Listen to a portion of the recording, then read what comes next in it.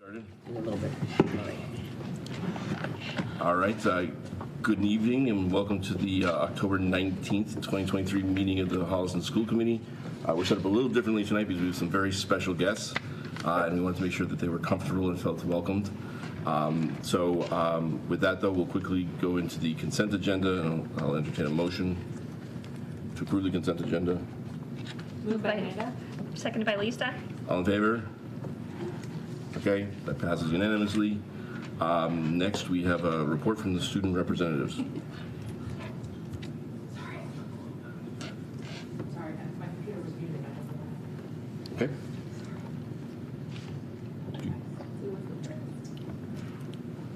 You guys want to? Student representatives? Oh, super. Okay, do you want to go first? Yeah. So this past week, It's for HCAT, so you can. okay, hear, so you're gotcha. fine. You have to Thank speak right into it. you. Yeah, you're just talking. Okay. This past week, we had Civics Day at the high school for the senior class, and that went really well. We had the representative, James Arana de Rosa, come. We had Susan Nickel from the Senate President's office, as well as Mr. Rooney, the high school government teacher, and they talked about civic duty and the importance of it and help students register to vote. Yeah, thank you, Rachel. We also have the NHS Can Drive coming up, which is one of our biggest events of the year. And so citizens all across Holliston can put donation bags on front steps from 6 to 8 p.m. next Tuesday, 10/24. And members of NHS are going to come around to specific neighborhoods to pick up these goods and then donate them to the food pantry. And with fall sports, we have a very important football game tonight against Hopkinton, raising awareness for mental health due to Tim Gary's passing away this past spring. And girls varsity soccer just did a breast cancer fundraiser, and girls cross country was the TVL Large Champs for the 4th year in a row, and they have their TVL showcase coming up on 28th of October. Yeah, and also coming up is the flag football game for the class of 2025, and that will be the half day next Wednesday, as well as the same day, a DECA fundraiser, so the business club at the high school, which has a record number of new members this year. I feel like it was over 100, I want to say I heard, which is incredible. And that will be at 4 p.m. To the close of Corner Market to raise money for competition fees. And they have competitions this year in Worcester, Mass, for districts, states in Boston, and then nationals are all the way in Anaheim, which is pretty incredible. And 10% of those profits go to DECA, which is really important for them. Yeah, and just to add on to DECA, last year I think was either the first or second year that they've been around, and last year they did go to nationals in Orlando, which was super exciting. I think 11 high schoolers went down to Florida. And then the senior auction is coming up quite a bit away from now, but we just wanted to put it out there. The 7th of December, which will fundraise for the senior class and paying for prom. And last thing is just term one's ending on next Friday? Yes. Yeah, next Friday. Friday the 3rd. Friday, Two weeks. there we go. Yeah. Yeah, that's all from us.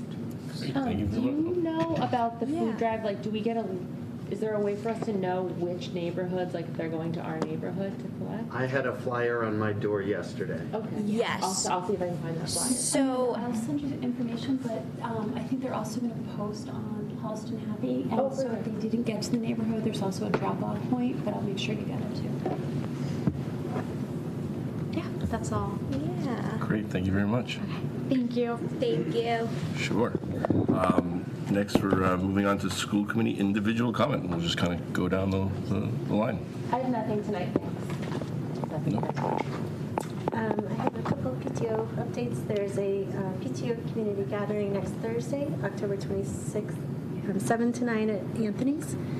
And then they will be having an elementary book fair, which is, they're partnering with Aesop's Fables, which is great that we're doing a local business. And that'll be Monday and Tuesday, October 23rd and 4th. We encourage you to visit the hollistonpto.org website. There's events are posted there, volunteer needs. We also have the teacher wish lists are posted there, so it's a great way to kind of keep helping out the teachers.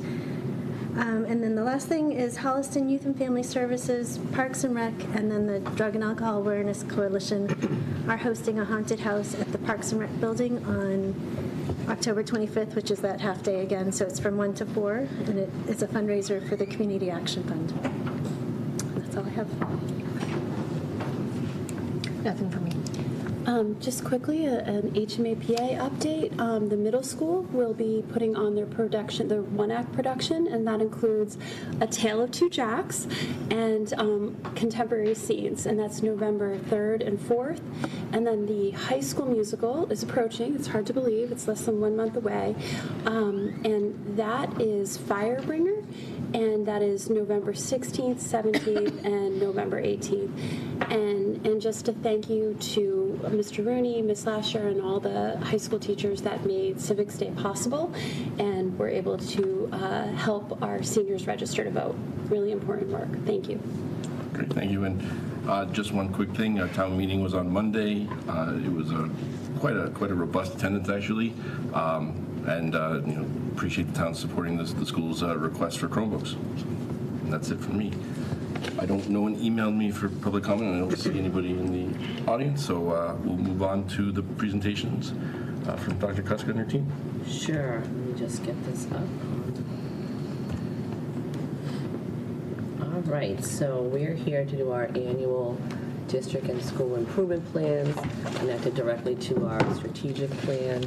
And I have our 4 principals that I'll let them reintroduce themselves as we go along.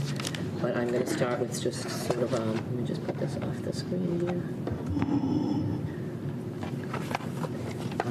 I'm going to start with talking about the work that we've continued to do. This is year 2 of our strategic plan. And we have our 4 arches that we've discussed this past year and prior to this as we were developing the strategic plan. Arch 1, around communication. Arch 2, social and emotional well-being. Arch 3, teaching and learning. And then Arch 4, talent and resources. I'm going to ground us in our vision again. It's embark on your journey, personal, local, global. We gave cups out at the beginning of the year to all our staff so that they can never forget our vision. It's really about how we start here and expand to the local community, and then the global world is what we aim for our students.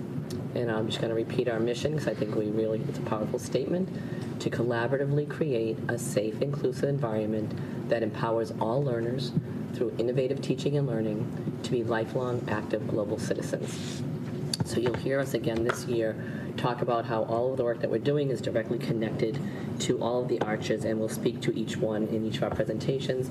We're going to go through it pretty quickly and save questions for the end, so please write down your questions if you have them, because something you might ask the high school might also be applicable to Miller or Placentino or Rams, so I think they could answer collectively at the end. So I also attached to you, you should have, in addition to this presentation, the school committee should be able to see the more detailed notes that go along with this as well, but we're only going to talk about some of them tonight. We're going to highlight under, there's just too much to share, there's so much work going on, but we're going to highlight under each arch some of the things that we're doing. So under communication, some of the key takeaways that we're working on this year, some of it's continued from last year and some of it's added on, but we're really working on that web-based form for the community to subscribe to regular communications. We've already done that. Thank you, Dan. You actually helped us get that off and running with Dan McLeod. And we won't be able to add people every time they enter it, but we're going to do it periodically throughout the year. I think we've already had, about 150 or more people sign up for that. 157. So they won't get every single communication because they'd be inundated like those of us are. They get all the communications. But anytime anything's going out to the larger community, staffs and community, they will be in that group, included in that, and they should have gotten something recently from me. That's been successful. And then a new thing this year is as you know, we piloted STAR a couple of years ago, and then last year we were using it fully, and this is now a year that we're going to be actually sending out the data. We didn't want to overwhelm people because it's confusing until you get used to it, so that data is going to be going out next week. from all buildings, and then also some other data that I'll let the schools talk about. And that is something new this year, so we're working hard to make sure we can get that out smoothly. And obviously, we know there'll be questions from parents when that comes up as well. The website, we continue to expand our resources on the website, and getting our staff portal updated and easily accessed as well this year is important. And then we just started the family portal for elementary families, or we're in the process of starting. And that will be, I'll let the elementary schools talk a little bit more about that, but it'll be nice for them to have some real-time access. And we're also trying to eliminate as much as possible paper as we go along, because we know we don't want to be adding to the environment, but there will always be an opportunity for parents to request paper copies if they can't access through technology. We're going to continue to review our resource guide for new families. We are working on that ongoing, and the technology department is continuing to work on data governance and family digital safety and resources. A webinar will be taking place. We've also had the two-factor, multi-factor authentication. As you know, so many places are getting their data governance issues, and we as a school community, often Dan will send something out, or one of the teachers will notice, lots of things come out from my name, and if you look at the email, they have nothing to do with me. So they're using everyone that has a authority figure, because they know that if they get it, they might go to the link, and then you can hack into our system. So we work really hard with the staff to get this multi-factor authentication going. Under social emotional well-being, some of the key takeaways for Arch 2, we're launching that Ready work, and we have just a Ready team, racial equity, diversity, and inclusion team, to promote equity under DESE's safe and supportive school framework. That is now being expanded, obviously under the direction of Jariel Vernay, so stay tuned, you'll hear more about that as well. We're continuing to work on all of the professional development that we've been working on these past few years, and Jariel and Jess both talked about this in their presentations, but that trauma-sensitive teaching and learning, the Leslie's courses are incredible. Now what? Now that we've had so many people trained, it's almost like, how do we enhance their capacity there? PBIS has been ongoing, social emotional behavioral, and culturally responsive teaching, and all the building teams have been established. You'll hear us continue to talk about how we're going to support our schools to grow student leadership and peer voice as well around the safe and supportive work. The schools will do more discussion on ruler. I know Jariel touched upon that as well. And the schools will tell you exactly what their roles are in ruler this year and some of the training that's going to be happening. And then we're working on convening our district SEL and mental health team as well. Under teaching and learning, again, some of the key takeaways for this year is really working on making sure that we are being transparent with that stage 1. It's on the website, but it's really just the standards. It's not in the units. We're going to be moving into stage 2 and stage 3. However, the curriculum coordinators and Joni Menard will be talking about that at our next meeting. We'll get more details. We won't go too deep into that tonight. We're also, as I mentioned, in communications, and also again on Tuesday night when we had our equity audit presentation, we'll be starting a steering committee, and we'll be rolling out some of that work. And I have already spoken with Jariel Vernay. I think he's the perfect person to lead that work, so he has agreed to facilitate that committee. And we'll get details of that to the community once we kind of put together what it's going to look like, because I think there's a lot to think about. We're looking at, through our curriculum review process, the vertical and state alignment in order to encompass bias, equity, inclusivity, and diversity. Our PD plan is really aligning with all the strategic initiatives, and again, we'll talk more about that every time we have a PD day. You'll hear Joni present out on some of the work that they're doing at the building level or the district level. We're working, and you should get another SMORE community newsletter out next week. We were planning on trying to get it out this week, but it's going to be next week, and we'll have some of the work that we're doing shared out related to the equity audit and the goals as well. And we're working with Landmark Outreach to rebuild the language-based continuum grades 3 to 8, and I know Jess Beatty talked about that at our last meeting as well. Arch 4, some of the key things we're working on under talent and resources. We started something this summer, as you recall, when we were struggling to fill positions like all other districts and nationwide. There's been so many articles about this and the shortages of staff. So we came up with a plan to have this building liaison pilot program in place. So we do have in all 4 buildings a building liaison so that when staff onboard during the year, they have a go-to person. It's primarily for our paraprofessional staff and maybe some building subs and people like that that don't have a formal mentorship program, because we do have for teachers a formal mentorship program so they have someone to connect to no matter what time of year they come in. You also heard us talk about the SOI, and we recently had the senior study, October 4th, 2023, and obviously we've had some communication about that I think we're going to talk about tonight. I'm pleasantly optimistic, based on the conversations we had that day, that we may be moving in the future, but we won't know until the vote comes in around December. But it was a pleasant, actually David List was with us, and it sounded very positive, but we won't know until the votes come up. Jess Beatty and her BCBAs worked to do new para-hired training modules, 5 of them, and we're able to roll those out so that they can do them on their own time, but they get paid for those hours once they submit the hours after they get to them. I already mentioned the Ready work that's happening as part of helping to support our staff with racial equity, diversity, and inclusion as well. On to the high school. Good evening. They voted this order because I'm the new guy. You have to introduce yourself. I know, yes, I know. David List, principal at the high school. So I just wanted to take a few minutes to talk about our plans and what we have moving forward, and a little bit about what I've learned in a month and a half at Holliston High School.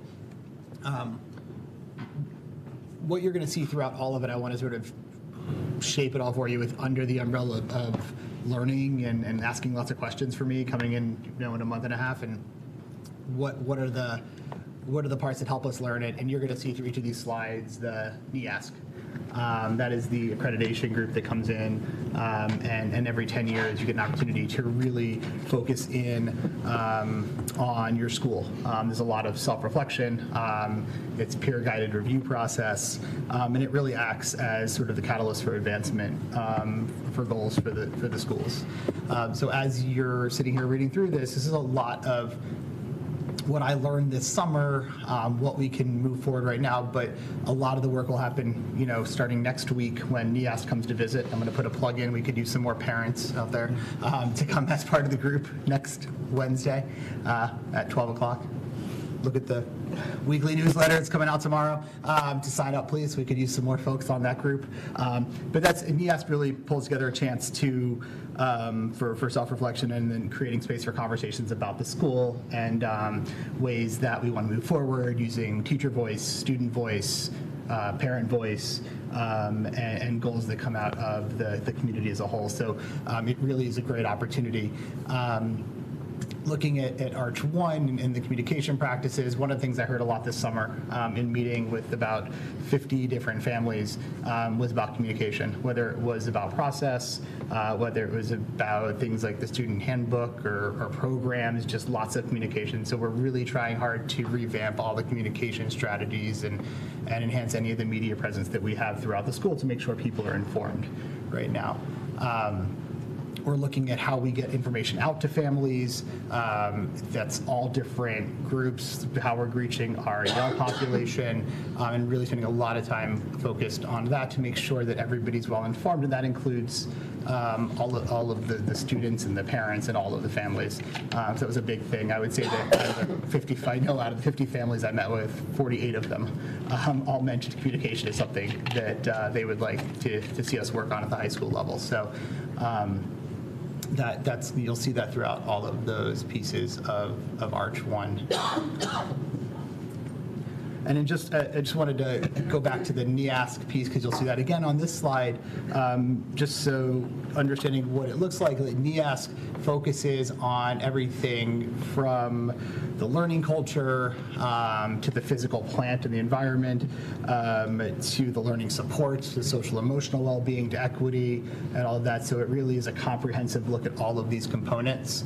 But so far what we're looking to do is we've worked with Leslie Diamandis to to reimagine and redevelop the intervention program, having the opportunity for teachers to present students who might be struggling, having all of the resources together in one space, and really understanding what tiered support systems we have, how we use them, how we have used them, and what we need to support students further, and really pull together data to analyze the effectiveness of those systems of support to make sure that we're using them effectively in the building and for students. We're going to be working on putting together, student and staff climate surveys and culture surveys, and understanding what the feeling of the school is building wide. And we're going to continue our work with the SEV Academy, the Mental Health Academy, partnering with EDC to understand how we can support students and staff in the building, and then introduce different types of SEL programming to engage students, like, for example, bringing in Challenge Day, which really helps students to understand the experiences of everybody else in their building.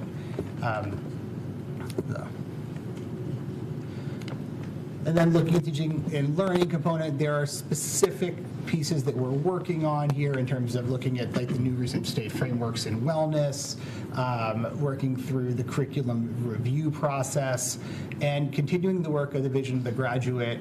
One of the components of the vision of the graduate is how do we know? Like, we have this vision, how do we know that students have actually achieved that? We have rubrics when it comes to writing and reading. We have standards in math and science, and we test those, but how do we know that this vision of a graduate is happening? And that will be done through the development of a rubric that would eventually connect to the curriculum maps and what's happening in the classroom and in each unit. So that's the goal of those components of the vision of the graduate.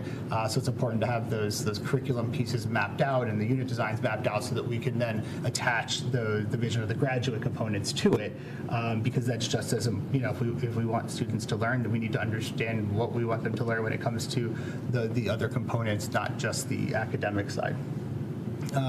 We'll continue our, sorry, one more there, sorry. And just the other piece there is we'll be beginning our work on the Innovation Pathways Grant, which is a state grant that really engages the school in looking at students as they progress through different passion areas, I would say. So we already have like our computer science endorsement, for example, and so the state provides, you can apply for the Innovation Pathways Grant in computer science, and they help provide resources and planning to help you enhance those programs and connect students to outside resources throughout their time in the high school to eventually finish up doing capstone projects and internships throughout the year. So it's a really exciting program that will begin our process. It's a year and a half grant process. So you start it now, and then it's for you have to go through a year-long grant process to apply. So it takes about a year and a half to finish the whole application process, and until you find out if you get it or not. But it's a really great program that the state has been putting a lot of energy and efforts behind. And then finally, they're looking at the implementation of the STAR program, continuing looking at the data that comes from that and data sources elsewhere. And I just have to say with the Pathway Grant, that's a perfect example of why we need an updated new high school because of the limitations we have. So ideally, this could continue to expand as time goes on if and when we get a new high school in place.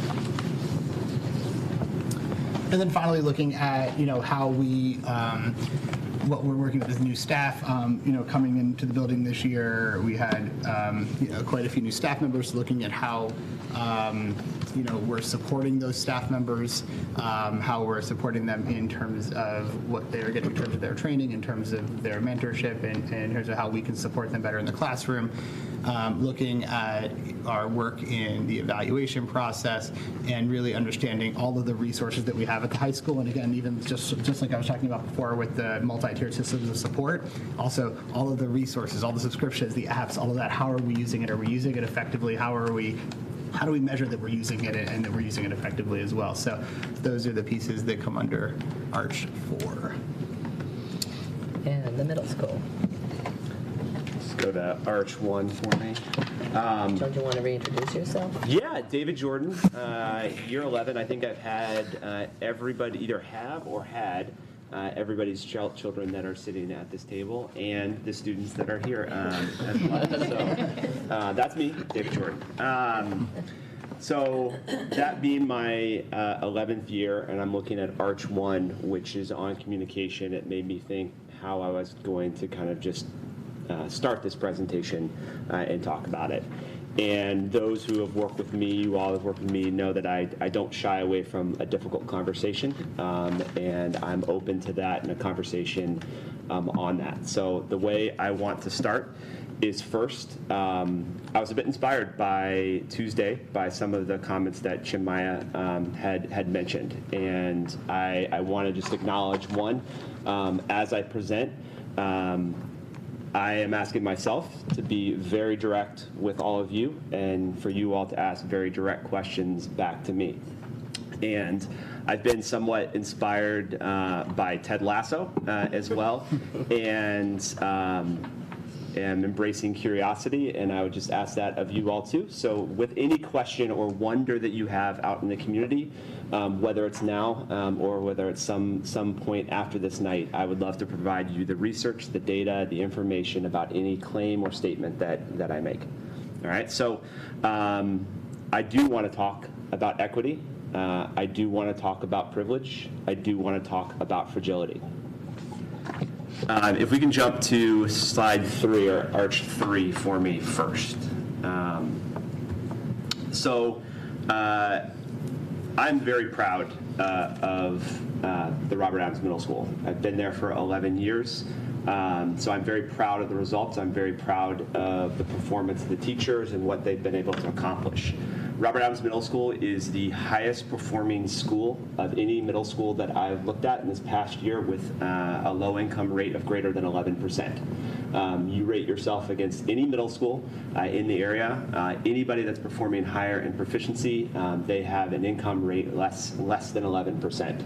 And I would argue, because we also look at Hopkinton oftentimes as a measure that we sometimes measure ourselves against, is that our SGP as a middle school is higher for ELA than Hopkinton. It is as higher in math for all students in SGP. It is higher in low-income students. It is much higher for our L population, and it is higher for our students with disabilities as well. It is, in my opinion, based on any metric anybody wants to ask or look at, is one of the best performing middle schools in the state of Massachusetts. All right, so one of the things that I'm most proud of, which is a goal that we set forth last year, was our writing and literacy initiative.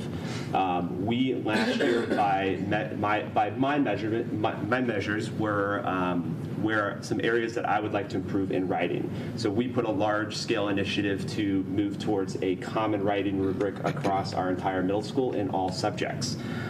In this past year, we doubled our differential from last year to the state. So that's an exceptional gain in 1 year, with 1 year of implementation of a writing rubric, and I would charter that or link that to a lot of that reason. We have, across the entire school, demonstrated SGP increases and proficiency increases across all subjects in the past year, except for one, that being 7th grade math as well. But saw improvements in our subgroups as well. So with that, I just want to indicate some of the areas that we are working for this year. We are in a pilot for IXL, which is in order to target kind of a lot of our at-risk population, students who may require Tier 1, Tier 2, Tier 3 intervention. And I would say that that's our area for our greatest growth that we can make, and some of these initiatives are things that I'm very, very proud of. If we go backwards to Arch 2. David, SRG is? SGP? Sorry, student growth percentile. Thank you. So for a general rule of thumb, if you are in a high-income community, you see high proficiency, just like the total score. If you are typically, you take a look at lower-income schools, you see lower proficiency. but where you can measure a lower income community against a higher income community is in the SGP, meaning the growth that they can make with the students they have. And I think that this community should be, within the middle school, should be very proud of the SGP they show. And in many times, it's unfair to compare yourself to a Weston or a Winchester when you're looking at proficiency, but I would encourage you to look at SGP in any of those communities that exist. And can I just add before you go on, so the SGP is a 3-year data source. They take the trend data from the students and relate them to their peers within the community and within the state, and it's a 3-year data source. So when you're looking at what they have today, it's going back the previous 2 years as well. So it's comparing them to their past years or to each other, to their own growth? Like is Both. Yeah, it's a combination of both. Yeah, it also has to norm against like how the whole assessment progresses and where that like middle ground is too. The other piece that I'm proud of, that while we've seen academic and performance, we've also quadrupled our staff of color in the last 5 years. And so that's something I'm incredibly proud of. Additionally, if you're looking at our social emotional well-being, we're in year 2 of working with the ADL in their peer leadership program. They've already been in our building this year twice to work with 20 of our students, student leaders, who are implementing change across our building and have been essential participants in creating our safe and supportive schools lessons over the last 2 years. We have 10 educators in our building that are participating in the Department of Ed's CRE Academy, culturally responsive education academy. We are in partnership with the high school going to be participating in a challenge day at the end of the year in combination with Medway as well.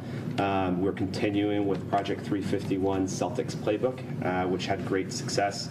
And are really working hard at the implementation of Tier 2 and Tier 3 SEL supports for our students that are indicated there. Our major area of focus this year, our notice of like a challenge for us this past year, the past couple of years, has been behavior. So where we center ourselves, while we have academic improvements to make, I'm very proud of our academic performance. I think where we have the greatest improvement is actually in our student behavior. Their growth as human beings when we talk about personal, local, global, and the type of citizen that we're trying to produce. Kickboard is a tool that we're using, and if we were to go actually, it can stay there, is Kickboard is, which is behavior support, is a tool within PowerSchool that is basically like an online Amazon for PBIS and a reward system that we can acknowledge and students can trade in their points and almost create a banking system. It also allows us, when we were using care cards for our project-based learning process, which Sarah can attest to this, it is a lot for the students to collect, keep, retain their care cards. It is a lot for the PTO to replenish little gadgets and things constantly, but if there's an online system, we can set up online structures for students to build towards certain activities and lessons, and then we can also share with whoever's providing whatever those items that they want to purchase with, kind of almost like a purchase order of what the kids are looking for as well. So it's a system that we're hoping for to really help support our behavior as well. So I know that the last arch is the 4th arch. Could pause 1 second. I just think, I know probably you all do know, but some of our people watching don't know what those acronyms are. If we can try to, so just kind of frame us in PBIS as Positive Behavioral Intervention Supports. And then ADL, you saw me share out something recently that the Anti-Defamation League is something that we share resources, and we have the No Place for Hate campaign. But this is another piece to that which I wanted to highlight because I think it's a very important piece of trying to bring that into the schools, and I'm glad to see that peer leadership up and running. Yeah, I think the combination of the Anti-Defamation League in partnership with the Department of Ed's Culturally Responsive Education Academy are providing like a 2-pronged support for our staff through the CRE Academy, and then the ADL through peer leadership is training and providing supports for our students on how to lead change within their building as well. So I think that 2-prong approach is very important and will lead to positive change going forward. Which we know for sure that our students are more successful when they learn from when we can say whatever we want, we can do our best, but when they learn it from one another and they have peer leaders that will step up and not have that bystander effect and be complicit when they hear and do things, it's much more powerful, obviously, when our peer leaders do the work. And where it says year 2 of the ADL Peer Leadership Club, there was other work with the ADL prior to that, too. I remember them coming in and doing seminars with kids. Yeah. So we've had a partnership with the ADL for a while. One on like a smaller scale is like single one-offs or a couple times a year.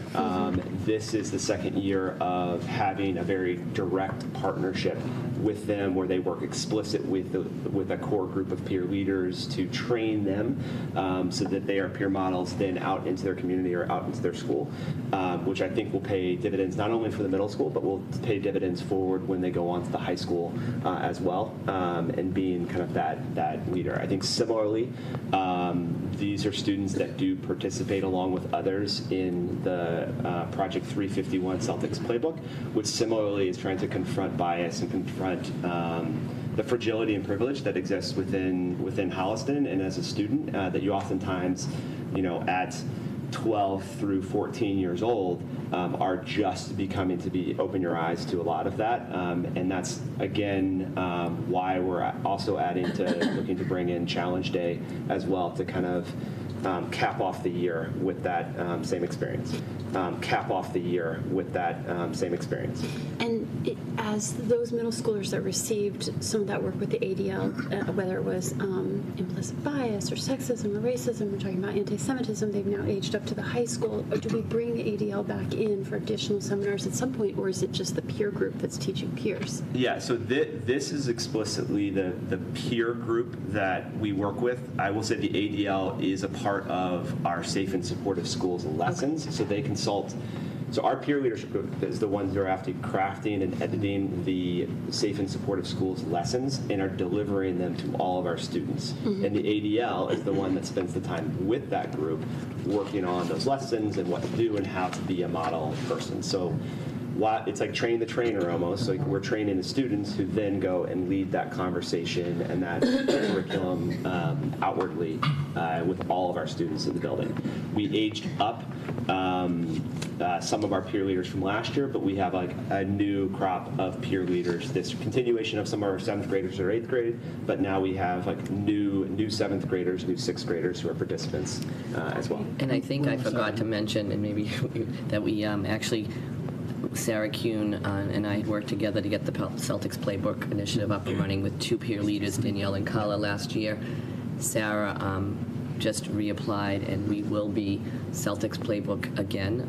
We're doing that work with the middle school students, and this year it's Carla and I'm trying to think of there's a new student. I'm blanking on the name right now, but Sarah did share that with me. So we're excited that they'll continue to work, do their work with the middle school, and those students will filter up. I believe it's Aditya. I think it is Aditya. Yes. Aditya is yes. one of our 8th grade Project 351 yes, ambassadors when he was in 8th grade. So that makes great sense for him to be one of the ambassadors for the Celtics playbook. And the peers, so we tried to bring in the peer leadership to the high school. Right now, there's a 3-year wait list to bring them in. So we're looking for other avenues that do that. So we actually were reaching out in this. We're looking for other avenues to support the student advisory leaders to do some of that training moving forward. But we did try to bring it, but there's a lot of schools trying to do it. They don't have enough trainers. So we're on the wait list. But I love the idea that Challenge Day is with the high school, but what's going on with Challenge Days? Is this the first year we've had It's middle school has a day, the high school has a day, and then Medway High School has a day. So like to bring in, and I don't know why I'm speaking to it because he told me about it. And now I'm stealing his thunder. No, so go ahead. it's all good. No. Challenge Day is a social emotional learning program that engages 100 students each time you bring them in, and it's working with them to. The best example is like the iceberg, right? You see all the students on the top and what's underneath, and bringing that out, especially in communities that a lot of kids look alike and have the same socioeconomic background. Understand that there are differences among us there as well, and building that empathy and then using that to move forward within the school. So it's an amazing program that I've been lucky to be a part of, and it involves 100 students and 25 staff members working with those students. So. Thank you. I don't know know if you have anything to add to Arch 1, but I think you hit a lot of it already. I'm also, like, they kick forward the behavior, it's basically touching base on all those things. And on to Miller School. So first of all, I would like to thank my entire staff because I started the first 6 weeks without an assistant principal and the first 3 weeks without an SSA. And my staff was really, really supportive. And I can't thank them enough. We now have Dr. Emily Laurie, who is my SSA. She started the 3rd week of September, and Brenda Morrow started last week full-time, and so officially. And so I am just so thankful for my staff that really helped me get through this time, and my colleagues. So we are going to go through. But first of all, I know you think everybody knows you, but some I am are David younger. Kime, and I am the principal of the Miller School. I have been at the Miller School for 25 years.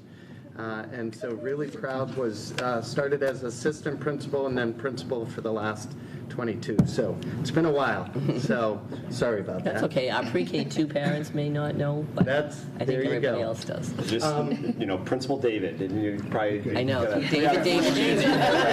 The original. Yeah, it's the OG. So this year we started the S'more platform. We're really excited in both our family newsletters that we're sending out weekly and we're sending out a staff newsletter as well. This year with our school council, we want to partner our school council with we're going to have a new student leadership group that I'll share in the next slide. We want to help the new families that are coming into town. And so how do we partner up some of our new students with some of our student leaders in the building? We're going to be, Susan talked about it, launching our Family Power School portal. What that means at the elementary school is parents will be able to access our report on student progress and any progress notes after they've gone out, and they won't have to call us to get a paper copy or things like that. We don't have grade books, so you won't see that aspect at the elementary level. And we'll still, Brenda's already continued to keep us up on Facebook. The other thing is, they mentioned it earlier, we'll be sending out our beginning of the year assessments, both the STAR assessments and our DIBELS results, and we'll be doing that 3 times a year. And so that's another way we'll be trying to be transparent and communicate with families. We are starting year 2 of Culturally Responsive Academy. We had a little bit of a regroup because we weren't sure that each year what was involved with it. So we took a diagnostic with them to see where our first year teachers were, and we're currently developing kind of a plan in how we're going to continue the rest of the year. So it's kind of almost individualized for our building, which I think is really cool.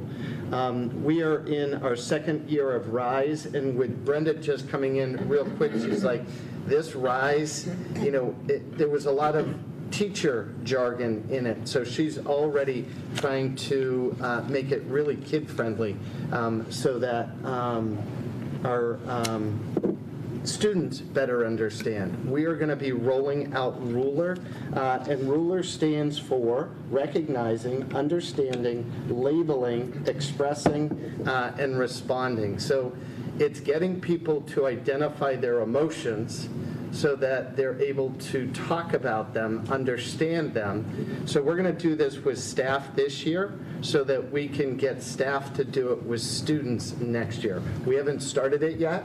But we'll be rolling it out, I think, December, January at Miller.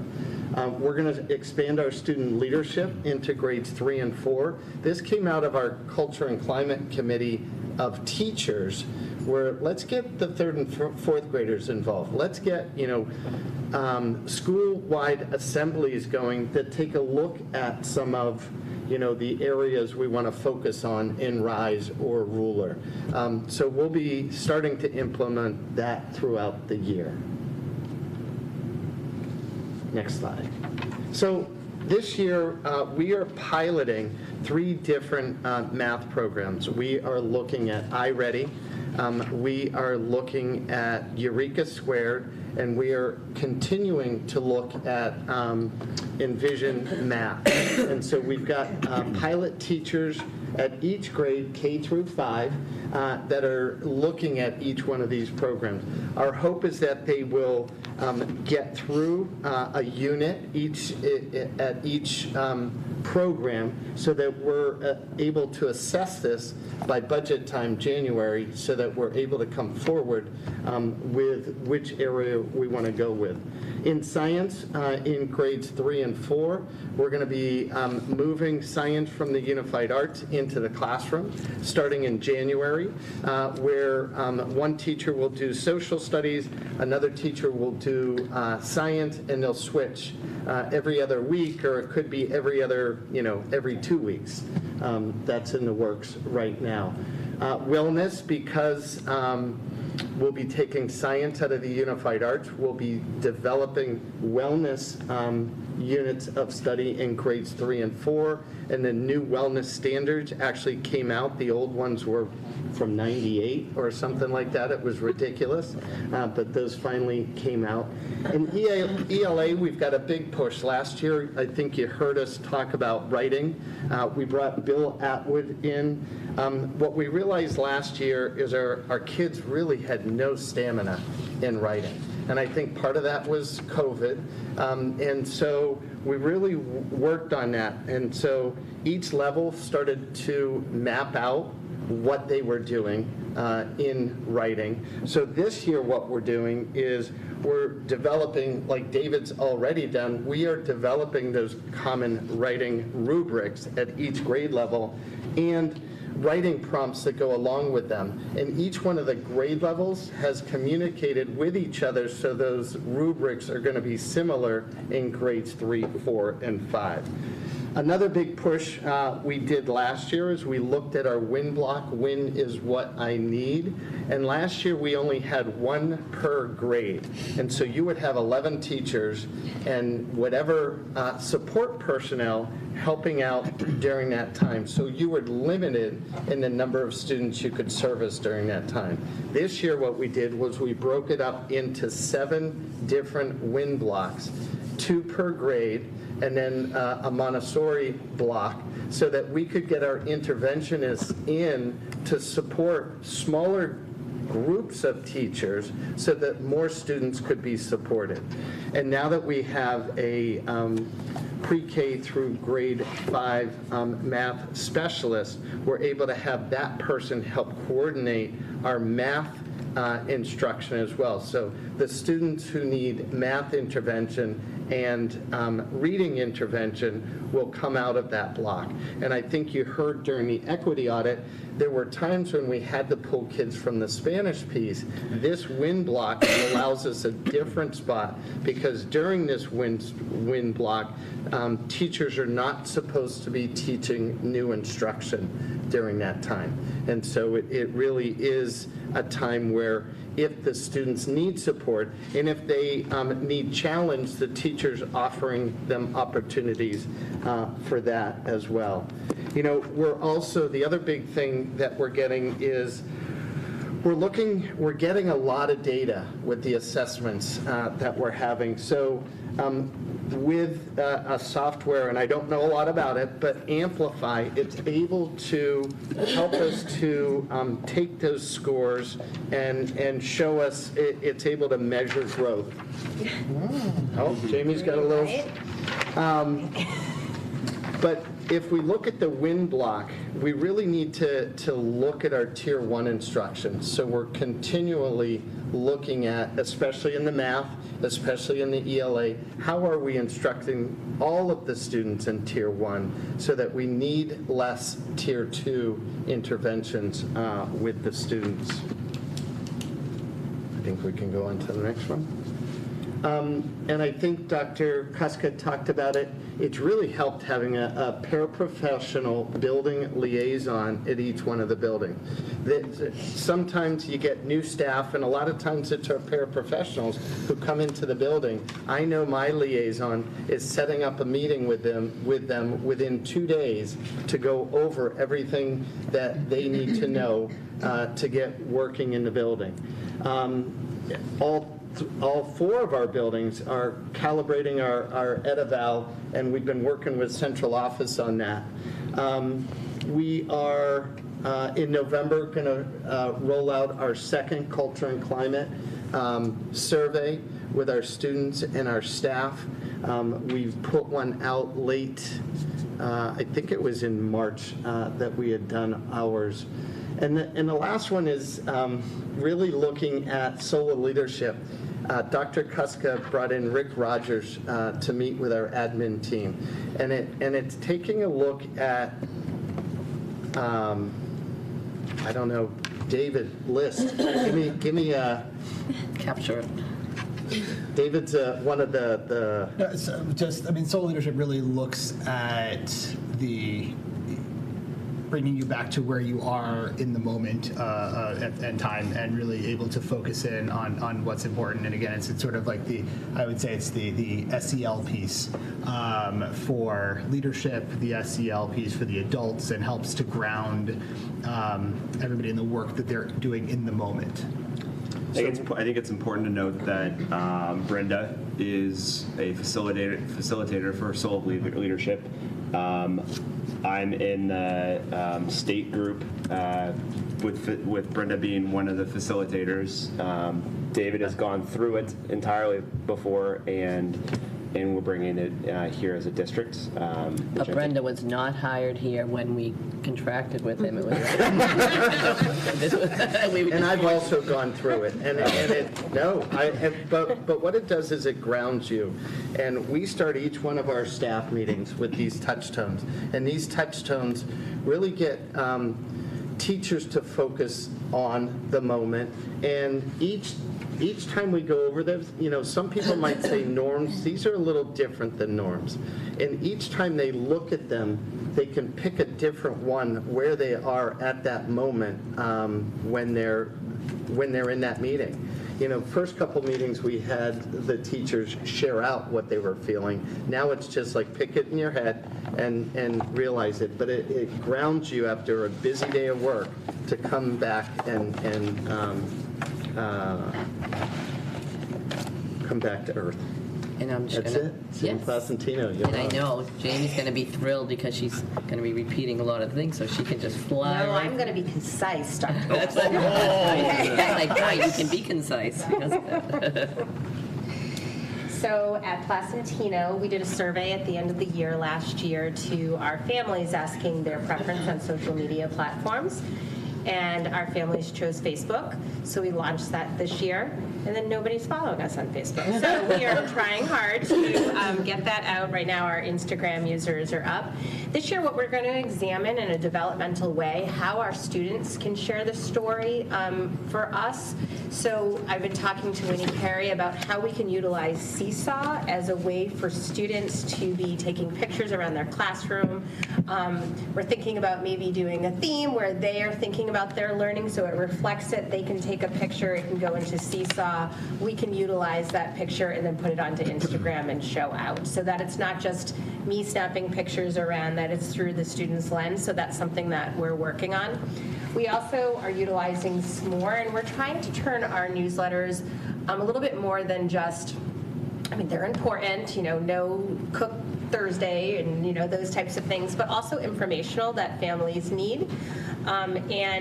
When I hear that there's a resource needed, trying to get that out to our families as well.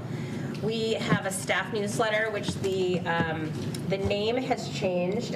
So now it's Pepe's Press. It's not Placentino Press. It's Pepe's Press. And again, trying to turn that into small opportunities to share information and grow professional knowledge in there.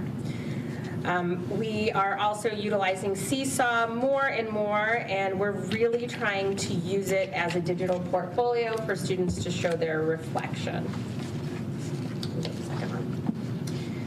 So I think that you guys stole my thunder on a lot of these, but I think what I really want to highlight is talking a little bit about what Mr. Kine was talking about for Ruler. We each had a set of trainers who were trained in Ruler. So Ruler's not a program. It's an approach. And I think that's really important for us to think about. And everything that we're doing, everything on this slide is laying the foundation for social emotional learning and wellness throughout our district. And we're really proud to be starting it with our youngest students. But it really starts with our staff. So this year, we're focusing only on staff, and that is what Ruler recommends. Ruler comes from the Yale Center for Social Emotional Intelligence. I think that's what it is. And they really talk about if our staff can't recognize their own emotional regulation and their own emotional intelligence, how do we expect them to teach children? So we're going to invest the time, and we're going to do that, and that's year one of that. We are in year one of the CRE Academy, which I think that we've already spoken about. And this year, the way that we partner with the ADL at our level is through literature. And we have monthly read-alouds that we utilize questions from the ADL to really, in an age-appropriate way, teach students about themselves, others, bias, bullying, discrimination, but in a very age-appropriate way. So this slide is my jam. So this is what we're really focusing a lot on at Placentino. So when we think about our professional learning this year for our teachers, it's going to be our school-based professional learning. It's going to be divided up between Ruler and structured literacy. As many of you know, in July, the state of Massachusetts passed a new dyslexia law, and we're really proud of where we already were in that and what they were requiring of schools. We had almost met almost all of the benchmarks with the exception of the communication for families, which goes back to our first tier. So we are, as Dr. Kuska and my colleagues talked about, we are going to be utilizing different measures this year. We've streamlined our assessments to focus more on normed-based measures. DIBELS, which is the Dynamic Indicator Beginning Early Literacy Skills, is one of two of the measures that have been approved by the state of Massachusetts as a dyslexia screener. It's a screener. It's not a diagnoser. It tells us about maybe there's red flags of what we need to do to support students. It does not diagnose it. So we are using that in K1 and 2, and we've increased the measures we use. We also started a phonics screener this year, kindergarten through second grade, which will build on phonics skills. So the students will take this portfolio with them as they build skills, and it'll move with them throughout our school. And it mirrors a systematic phonics approach, which we're using. In French, we are using the IDAPEL, which is the French DIBELS. It's not exactly the French DIBELS, but it's like the French DIBELS. And we've also added 2 DIBELS measures, which is the Rapid Automatic Naming subtest and the phoneme SEG. So it's not really fair to test our students in French on letter naming fluency, where they might not know those letters, or first fluency when we don't instruct them in that. But there are measures that we can use that can show if students are at risk for learning differences in reading, and those are 2 of one. So rapid automatic naming for the DIBELS is letters. We're using pictures, colors, shapes, objects for our students in French to remove that barrier. So it's giving us some indication if they need support. So in addition to in addition to interventions in the French language, they'll also be able to receive interventions in English. What research tells us is that if they're learning in their first language and getting support in their first language, it will transfer to their second language. It does not take away from them learning French, so we'll be able to support them in both languages.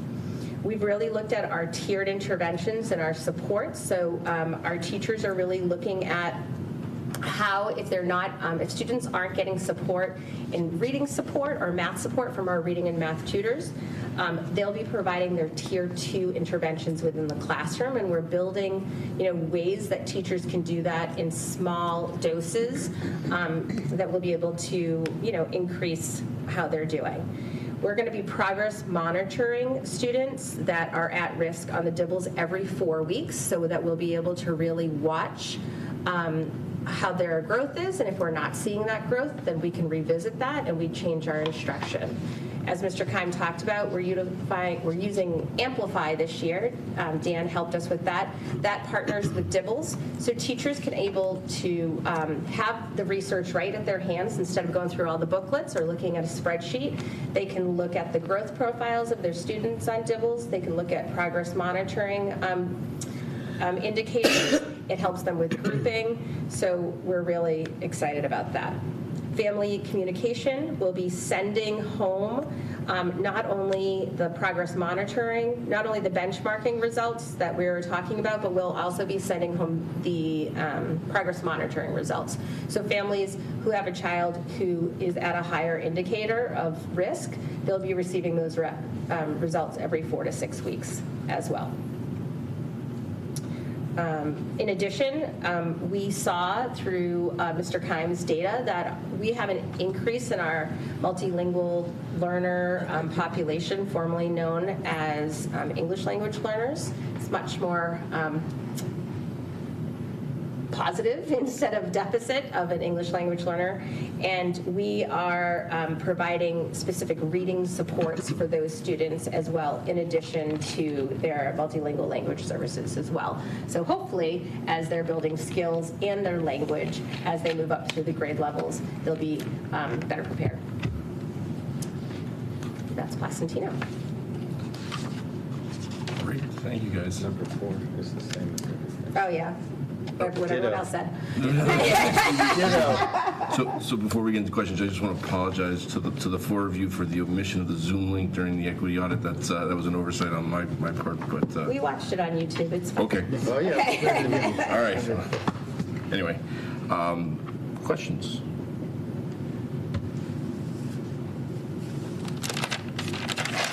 Perfect, all right. Just to go over the David list, you had indicated you're waiting for the NEASC review. When, and that will help inform you. When do we receive that? 6 to 8 weeks. Okay, and the completion dates by end of October, so it's 6 to 8 weeks from 6 to 8 weeks from next week. from the visit next Right, week. from the Okay. next week. Yeah.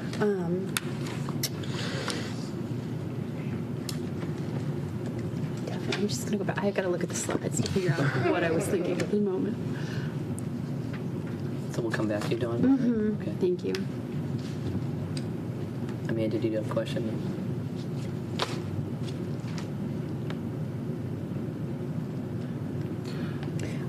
You talked about on social emotional well-being, and again, David List, analyzing what we've done and how we use our resources. Is this part of, I think at one point we had a conversation at a school committee meeting about trying to analyze almost like how often people are going, so we know whether we need more counselors, or do kids have to wait a few days for an appointment? Is that part of what you were envisioning with that, or if you could just tell me? All aspects of the systems of support, right? So when you're coming into a school, you get to ask a lot of questions, and you get to see what's going on, and you get to look at a lot of data and a lot of information, and just really understanding what supports do we have, how are they used, when are they used, what supports are needed, what does the data tell us about the supports that are needed, and how can we bring those supports either into classrooms to support teachers and instruction there? Is it social emotional well-being work with counselors or wraparound supports? It's really just an understanding of everything that is happening within the school. And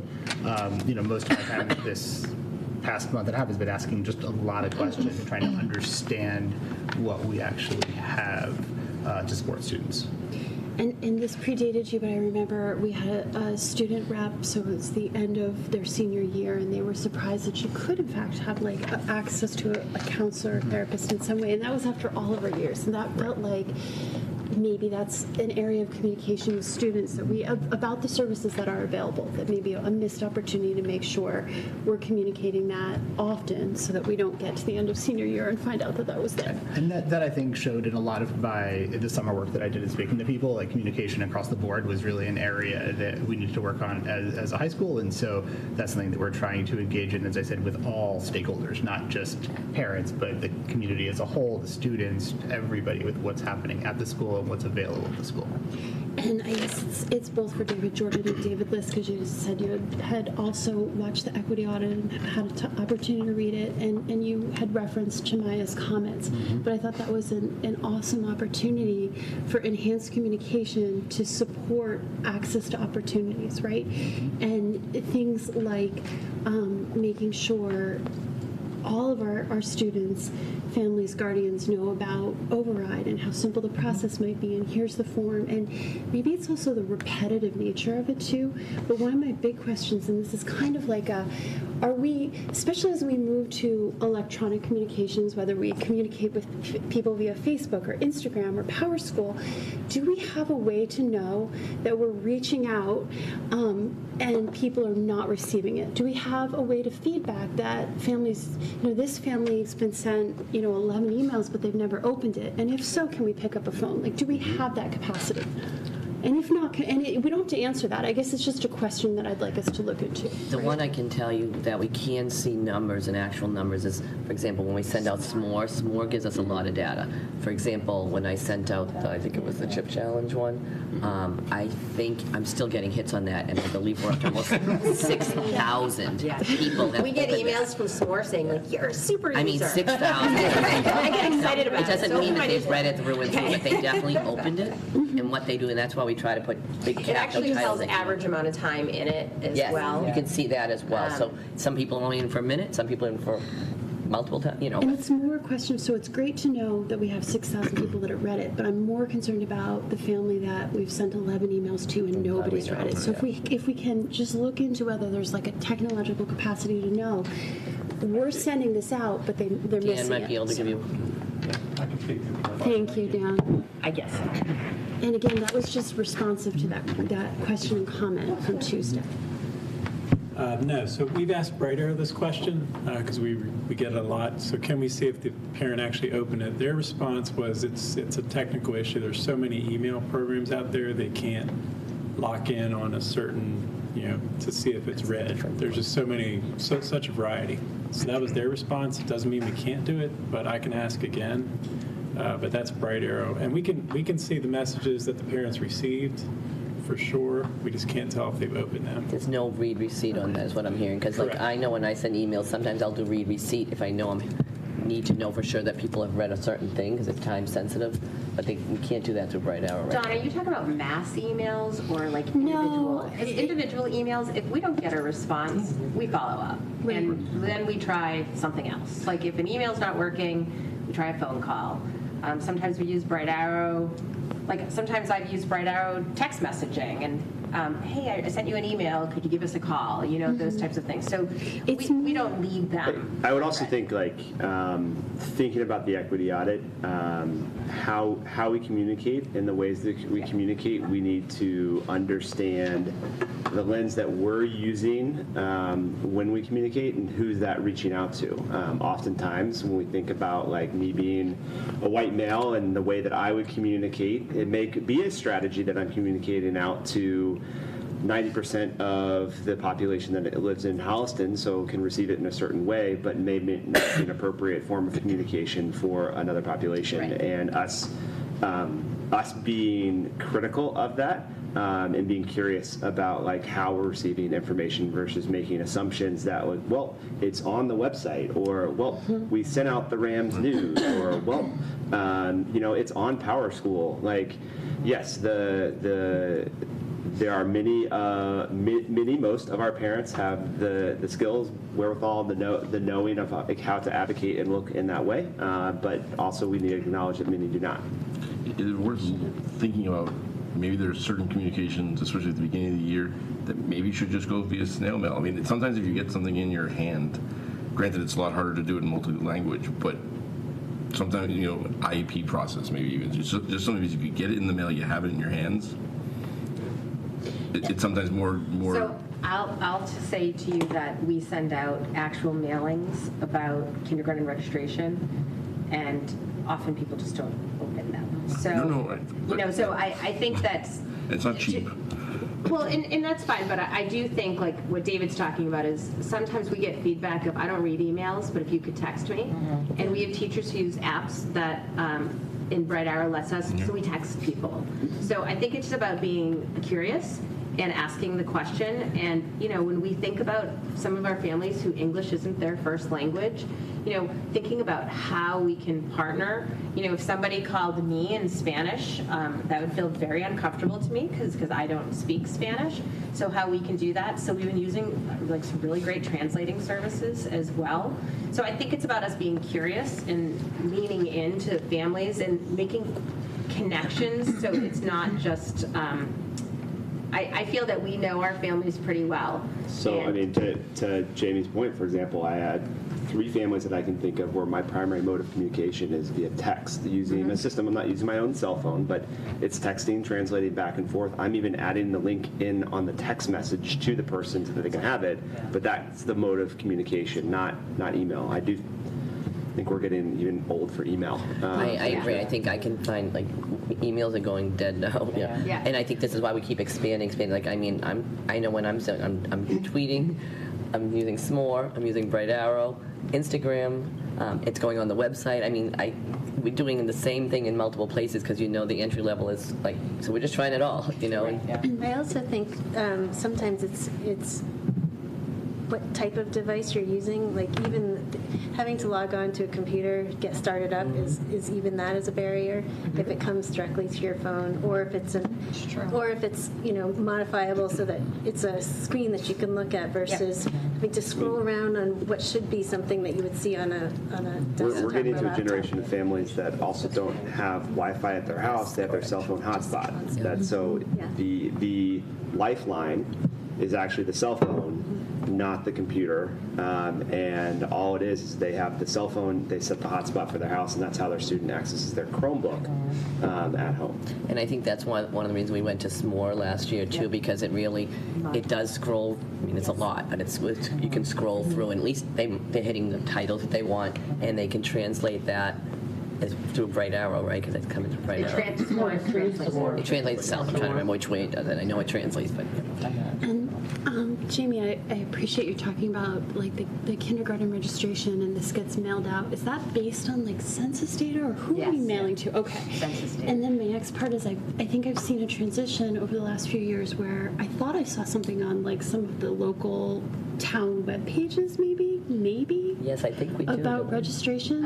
So I'm not part of those. Okay. But maybe someone But people reposted help it. us with that. They post, I think actually the PTO helped us last year. The Facebook ones? Yes. They the PTO reuse has for us. those. But the town class website, we can't. The town can't help us push it out through the town communication tools as well if we haven't done that. Those creative approaches, and early enough that we know that families who are completely new or don't have exposure to this already see it, right? Right. Do we ever do things like a sign at the library, or sign at the food pantry, or sign at other various places? It's a great idea. We want to. And I really appreciate that we've seen some online presence about it too, because we want to get beyond. We want to make sure people who are completely new to our programs know about them early enough. It might be worth printing out some flyers, to your point, and putting them in different places for sure. Yeah, and one of the big things from the equity audit, I think, was exposure and recruitment into the special programs, and that would include even Montessori preschool, right? Yes. Because it's much easier to get into Montessori K when you've been in the preschool. So that would Not lately, but yeah. right? That's really interesting. So another question for everybody, and this might be premature because it just came out on Tuesday, and we're all going to be talking about this later, but while you're all four here, how can we support you in sort of processing the results and then looking forward to next steps from the equity audit? I think that it's important for us to really ask questions and look deep into the data and the research about it. and know that maybe some of the things that we find challenge our conventional wisdom and our narratives that we've experienced in the past. And so I think that that's important as we dive into that, know that maybe what we find might not be what we like.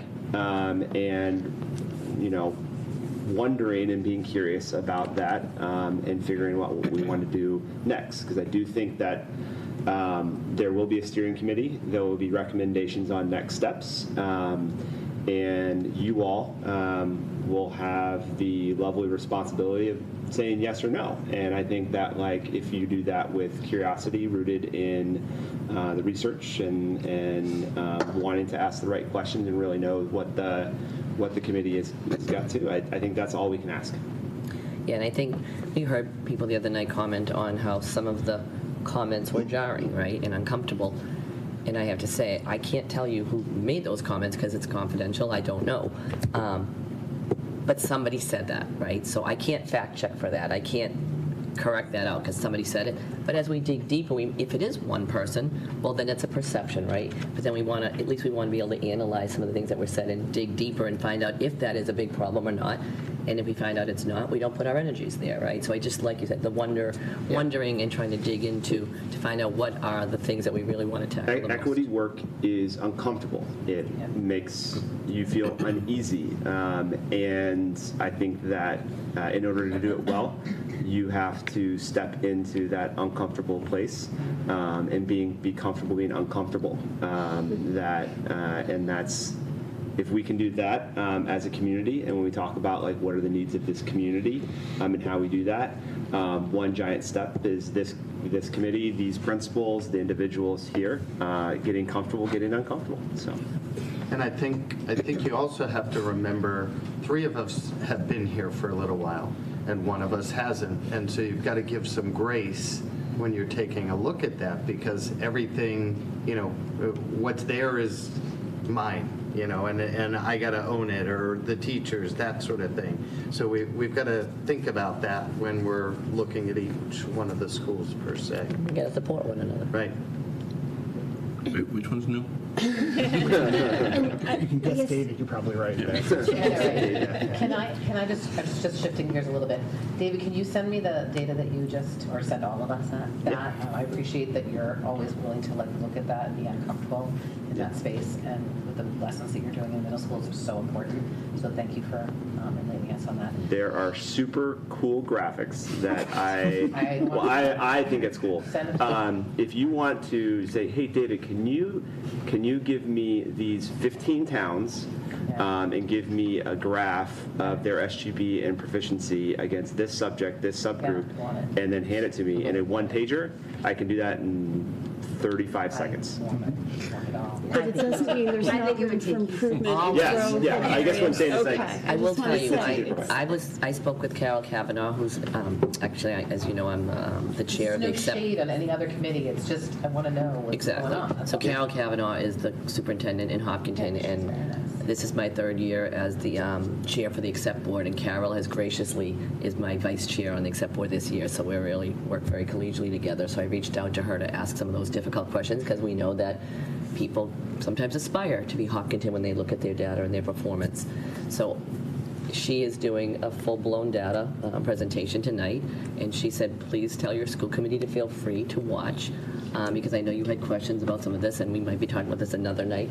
But she said hopefully it goes well, but her presentation is at the same time, and it'll be taped. And again, I just think seeing these other perspectives, because they're doing very well in many areas, but they're still highlighting some of the strands within MCAS, for example, they're struggling with, or some of the low-income groups or the disabilities. We all still have areas of growth and improvement, and that's why it is important to be able to analyze strands and see where the struggles are. I heard Dave talking about acknowledging that staff are concerned that their children are struggling with writing, and COVID hit us hard with that. So now we know this is an area to dig into, and I appreciate that the teachers have become uncomfortable trying to relearn how to do that in a different way, because our students need it. So whether you're the highest performing district or the lowest performing, we all have growth areas, and we always want to strive to improve.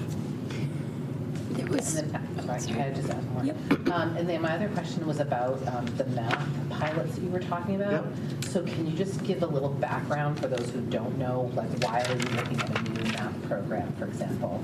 Do we have to look for a new math program? We hadn't done a math review in a very long time. And with the math review, we wanted to look at the different math programs that were out there. And we had been using Envision for a very long time, and we had re-upped it just because there was a technology component that we could use during remote during COVID. So we re-upped it because of that piece, not necessarily because it was the best math program out there. I'm not saying it's not, but again, we've got, and so from there, we looked at different things. We took a look, was there a French component to some of these? And so it's tough to translate or have a different book if we don't have, because in K1 and 2, math is taught in French, but in 3, 4, 5, it's taught in English. So we were taking a look at that. We were looking at the reviews that were out there. And how that played into it. But it was probably a years-long committee before we even came up with 3 to take a look at this year. And who was in the committee? Probably 1 or 2 per grade. Yeah. One per grade at Miller. Yeah, teacher. All the way up. Yeah, and I will say 2 for preschool, I think. when the Common Core standards came out, and I forget now, it's been a while. I don't know. And the math standards and the ELA standards came out a number of years ago, and Envision was one of the ones that got jumped on and aligned to the standards. However, I mean, many districts went with that. And the standards have started to change and things. So, I mean, we always need to be reviewing the We're only curriculum looking resources. at ones that have been rated by Curate. You remember I presented that in the past, right? So that means that they are vetted by Massachusetts teachers to how closely they align to the standards and how user-friendly they are for both students and teachers. So that's Curate rated. So those are the only ones we even started looking at this committee. So, we started with vetted products to begin with. And then got Holliston feedback from the teachers themselves, what they wanted to look at. We had demonstrations of different products come out, people physically coming from companies to Holliston, us having Zoom meetings with other people, talking about what they offer, what they don't offer. So at each grade level, K through 5, they are piloting each one of those. Right. And I know that we're trying to keep this brief because we're already gone. But I will say, as I mentioned earlier, the November 2nd meeting, you'll have some of that discussion when we talk about the curriculum reviews I just and wanted to teaching ask about like process, but we'll talk about it next. That's fine. Thank you. 2 additional questions. So one is directed to you, David Keim. It was regarding win. With 2 wins per grade, that's not like each class has 2 wins. Is it the same amount of win in the schedule?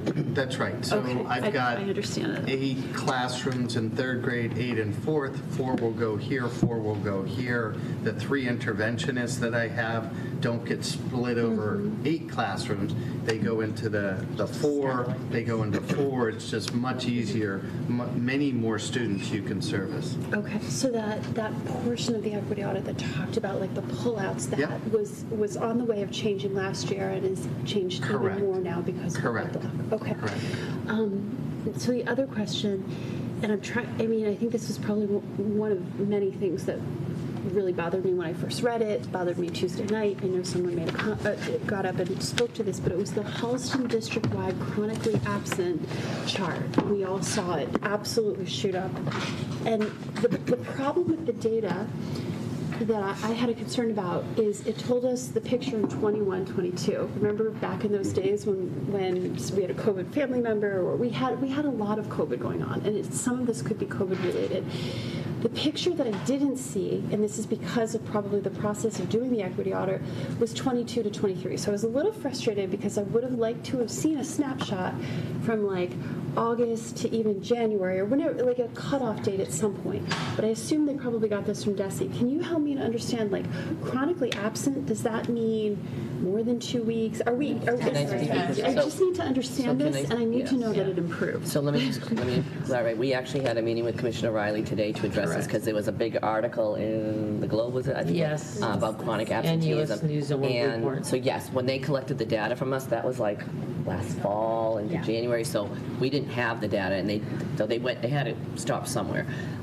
So yes, you didn't see the 22, 23 data, and the problem is at the state, local, and federal level, there was an expectation that we would have been improving more last year than we did. And that is the big worry. We are nowhere near pre-COVID. And so that this is now a state issue that we're trying to delve into. And then can you talk about a little bit, because I missed some of it today. So they are identifying chronic absenteeism as 18 days or more for a student. So 10%. That is the state. And so what Commissioner Riley was talking about today is that he's going to be spearheading a new initiative to see if districts are interested, because over 75% of the public school districts have a problem with chronic absenteeism right now. So we are not alone. He is going to offer some creative ways and asking superintendents to give feedback to what we can do at the state level, which impacts the local level. But it's definitely a problem still for Holliston, but we're among 75% of other districts. And I understand it's happening other places, but to the extent that we can look at our own data, not wait for the state to feed it back to us, but and look at what it looks like this year and have any solutions at all that we can prioritize through the budget process if you think that's what would be helpful. But that was alarming. There will be things coming out though from the commissioner in this next week. So they're having a board meeting next Tuesday. I think so. And then some of his potential initiatives will be coming out, which can make an impact for this school year. Can we get the 22, 23 data for Holliston? Yeah, we can put that together. No, we just have to. And then just to be clear, so we can compare it, maybe give us actually the numbers that were put into the charts in the thing, so we can, in the equity audit, so that we can actually compare it, and we have apples to apples, so broken out the same way. I think the equity audit used more than 10, right? I think so. Isn't that the measure? Dean, can I work with you on, because Jody Renee would be able to run some reports with this and set it up. We gave them this information. I do think it's really important that data was alarming for all of us, to be honest with you. I think that when we often look at students versus subgroups, and it was really eye-opening to be able to kind of look through that lens. Additionally, I think it's important that it's not just about getting a child to school for the point of getting them to school. It's looking at our social emotional piece, like, are we having school refusal because of anxiety? Are safe and supportive schools? Do our children feel safe in our schools?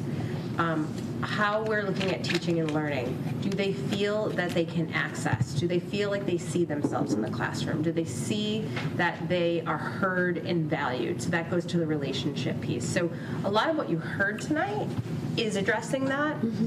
And it's an important lens that I know all four of us were like, whoa, that was data that we haven't looked at in that lens before. We've looked at individuals, but not cohorts. Thank you. Can I just ask one more quick thing? All right, sorry. Just because you're all here, and this might seem like insignificant compared to what we've all talked about tonight, when you have a chance, could you all just see if there's a working copier in your buildings? Or just this is like one thing we heard from teachers. Could everyone? There are working copiers at Pleasant. Multiple working copiers. Yes. Okay. Yes. Do they print? Yes. Do they print in a working fashion? So I'll talk about this later, because I've already talked with Dan about, I think we're talking, sometimes copiers are down and they're printing, and then there's also individual printers. So we're talking two different things, and they're getting mushed together a little bit. So I think we can talk a little bit more about that. There's also a time we have to shut down color printers because we run out. And at a certain budget point, we ask people to think about how they're printing in black and white versus color. Just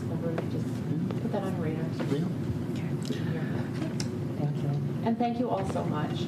Yes, thank you. Thank you. Thank you. Thank you. Thank you. Have a good night. Thank you, everyone. Nice job. Appreciate it.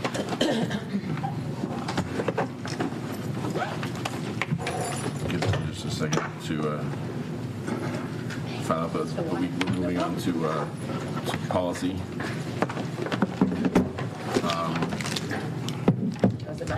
Cynthia, do you want to take that? Thank you, everybody. Thank you. Good night, thank you. Say hi to Brenda for me, please. Will do.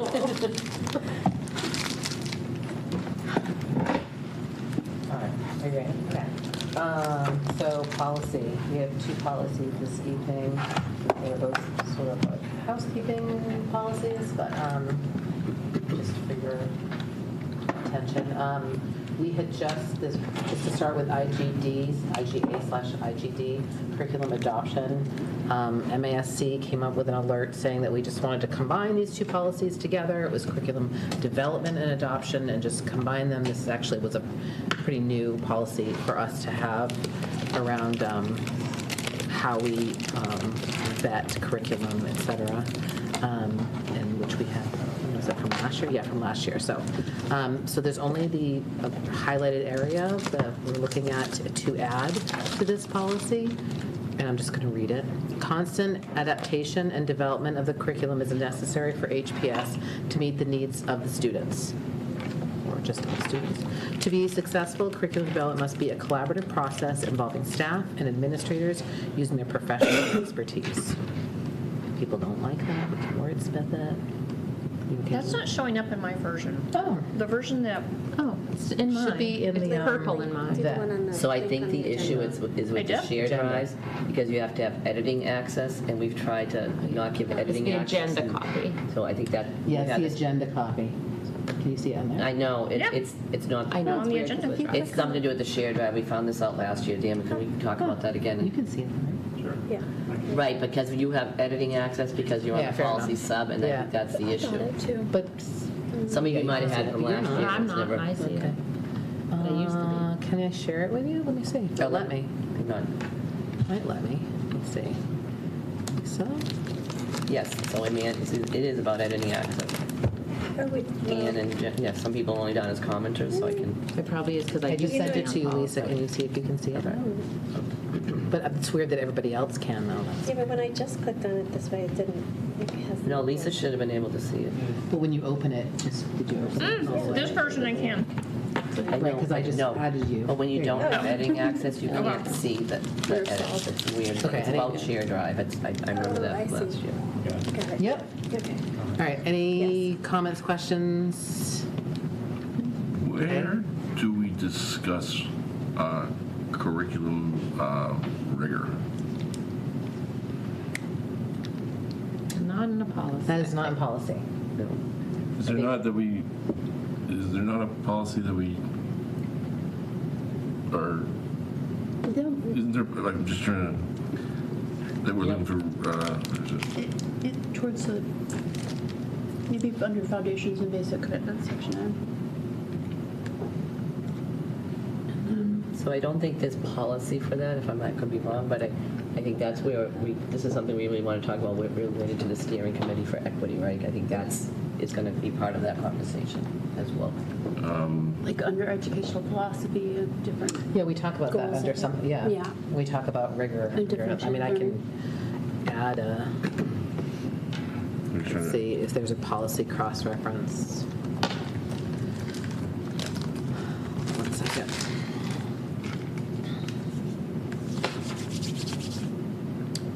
So it's under the foundations and basic commitments section. Which, I'm just, we don't have to necessarily change this one, but I'm just thinking about it. And where it says the superintendent or designee, is that at some points like principals who have authority to approve new programs or courses, like within It would be high like school? Joni or. Yeah, and I typically, the principals work with Joni. When they're, Okay. if they're adding new programs, we would have her be involved in that discussion with them. Okay. And the curriculum coordinators, potentially, and teachers here as well. I mean, it seems like it's more high school that we see. Middle school, too. Yeah, yes. And then the committee considers and officially adopts new programs, endorsements, and courses. So when we have like computer science endorsement or something Right. of that Remember we nature. brought those And new courses. Rigor, we talk about it from our strategic plan all the way down, so that's not necessarily part of policy, it's how we as a community, Part of curriculum review. Right. I feel like it is under foundations and basic commitments under our educational philosophy, and then at least in one other. I think we address it somewhere, right? There's Right, but I should link the, commitment to accomplishment or educational philosophy, right?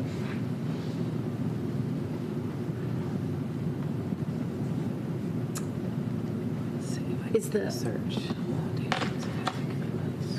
I Hold on didn't one have second. It would Okay, be well, an we eye can move on on. if we had it, but. We can move on, but Yeah. that was just my only thought. Here, let me look at educational philosophy, hold on. Cynthia, what do you?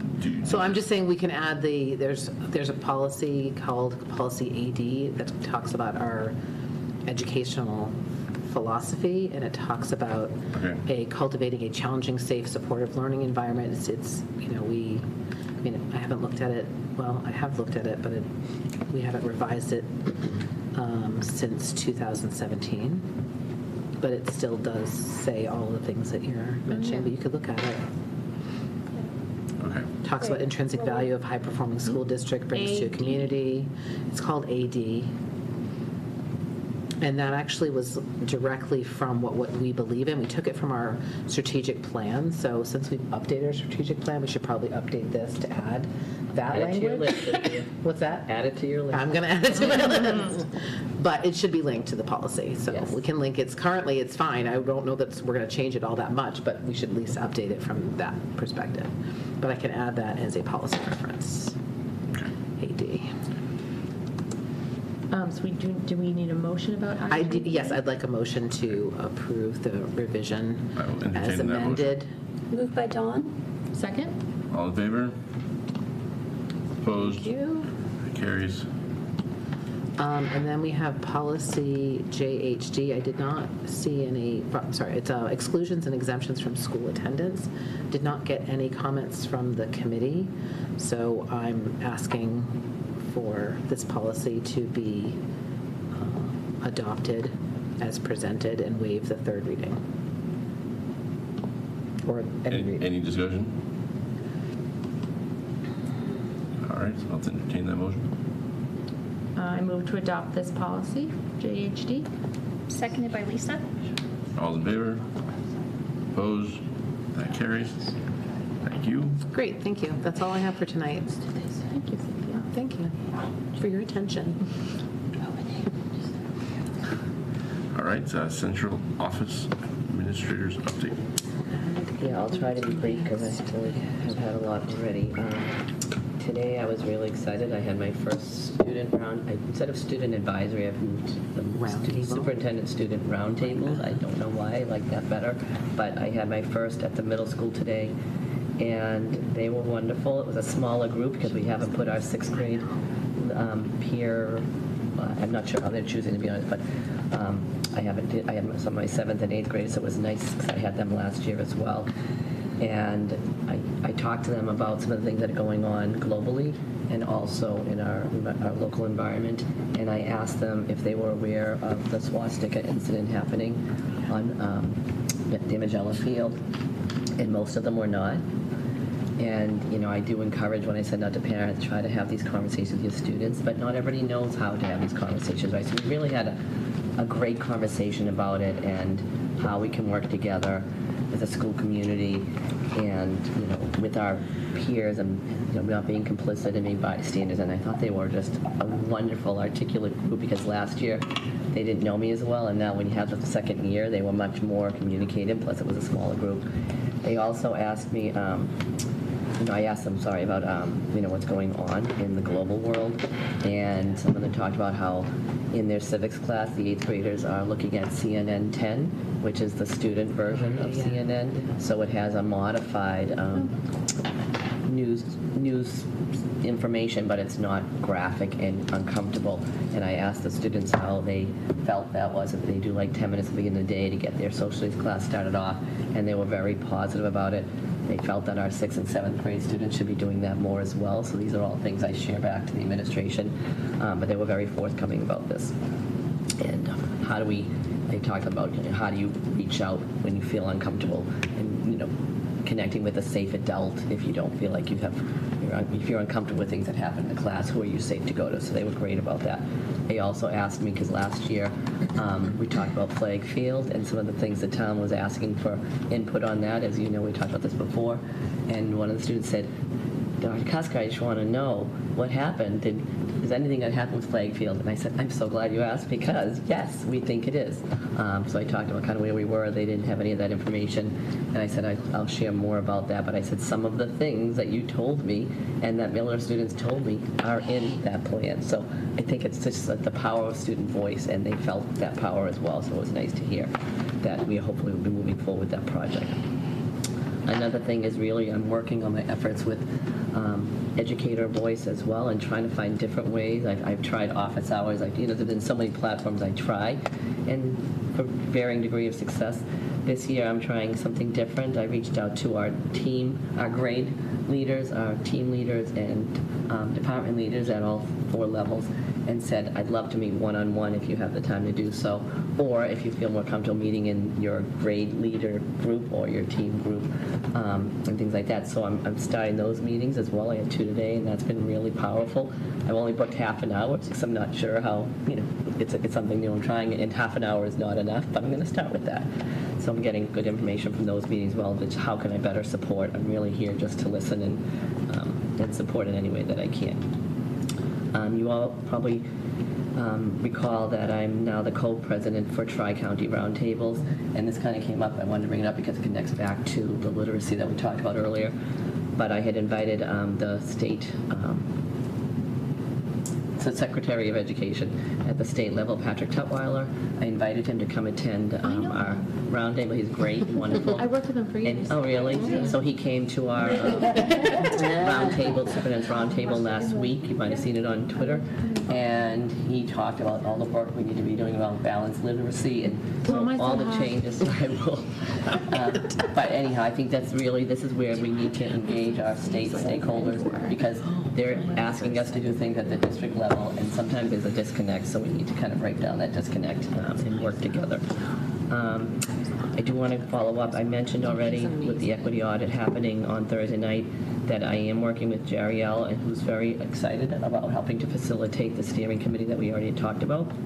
And then he's actually already engaged with Diverse Holliston and faith leaders. We've had meetings in the past with different entities, and now I'm hoping that this can be part of how to move that work forward as we go into some other efforts. And I'm not sure who'll be on the steering committee but stay tuned for that.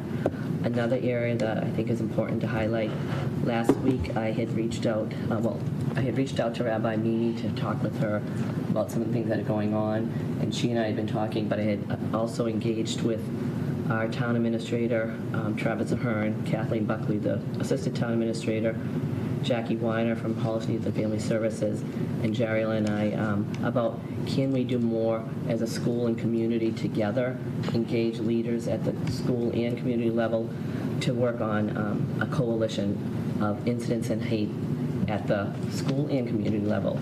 So I reached out to them last week. They were very receptive. So Jariel and I already met with Travis, Kathleen, Jackie, and Jariel and I met on Monday. We had a great conversation about how can we move some of this work forward and what would be the next steps.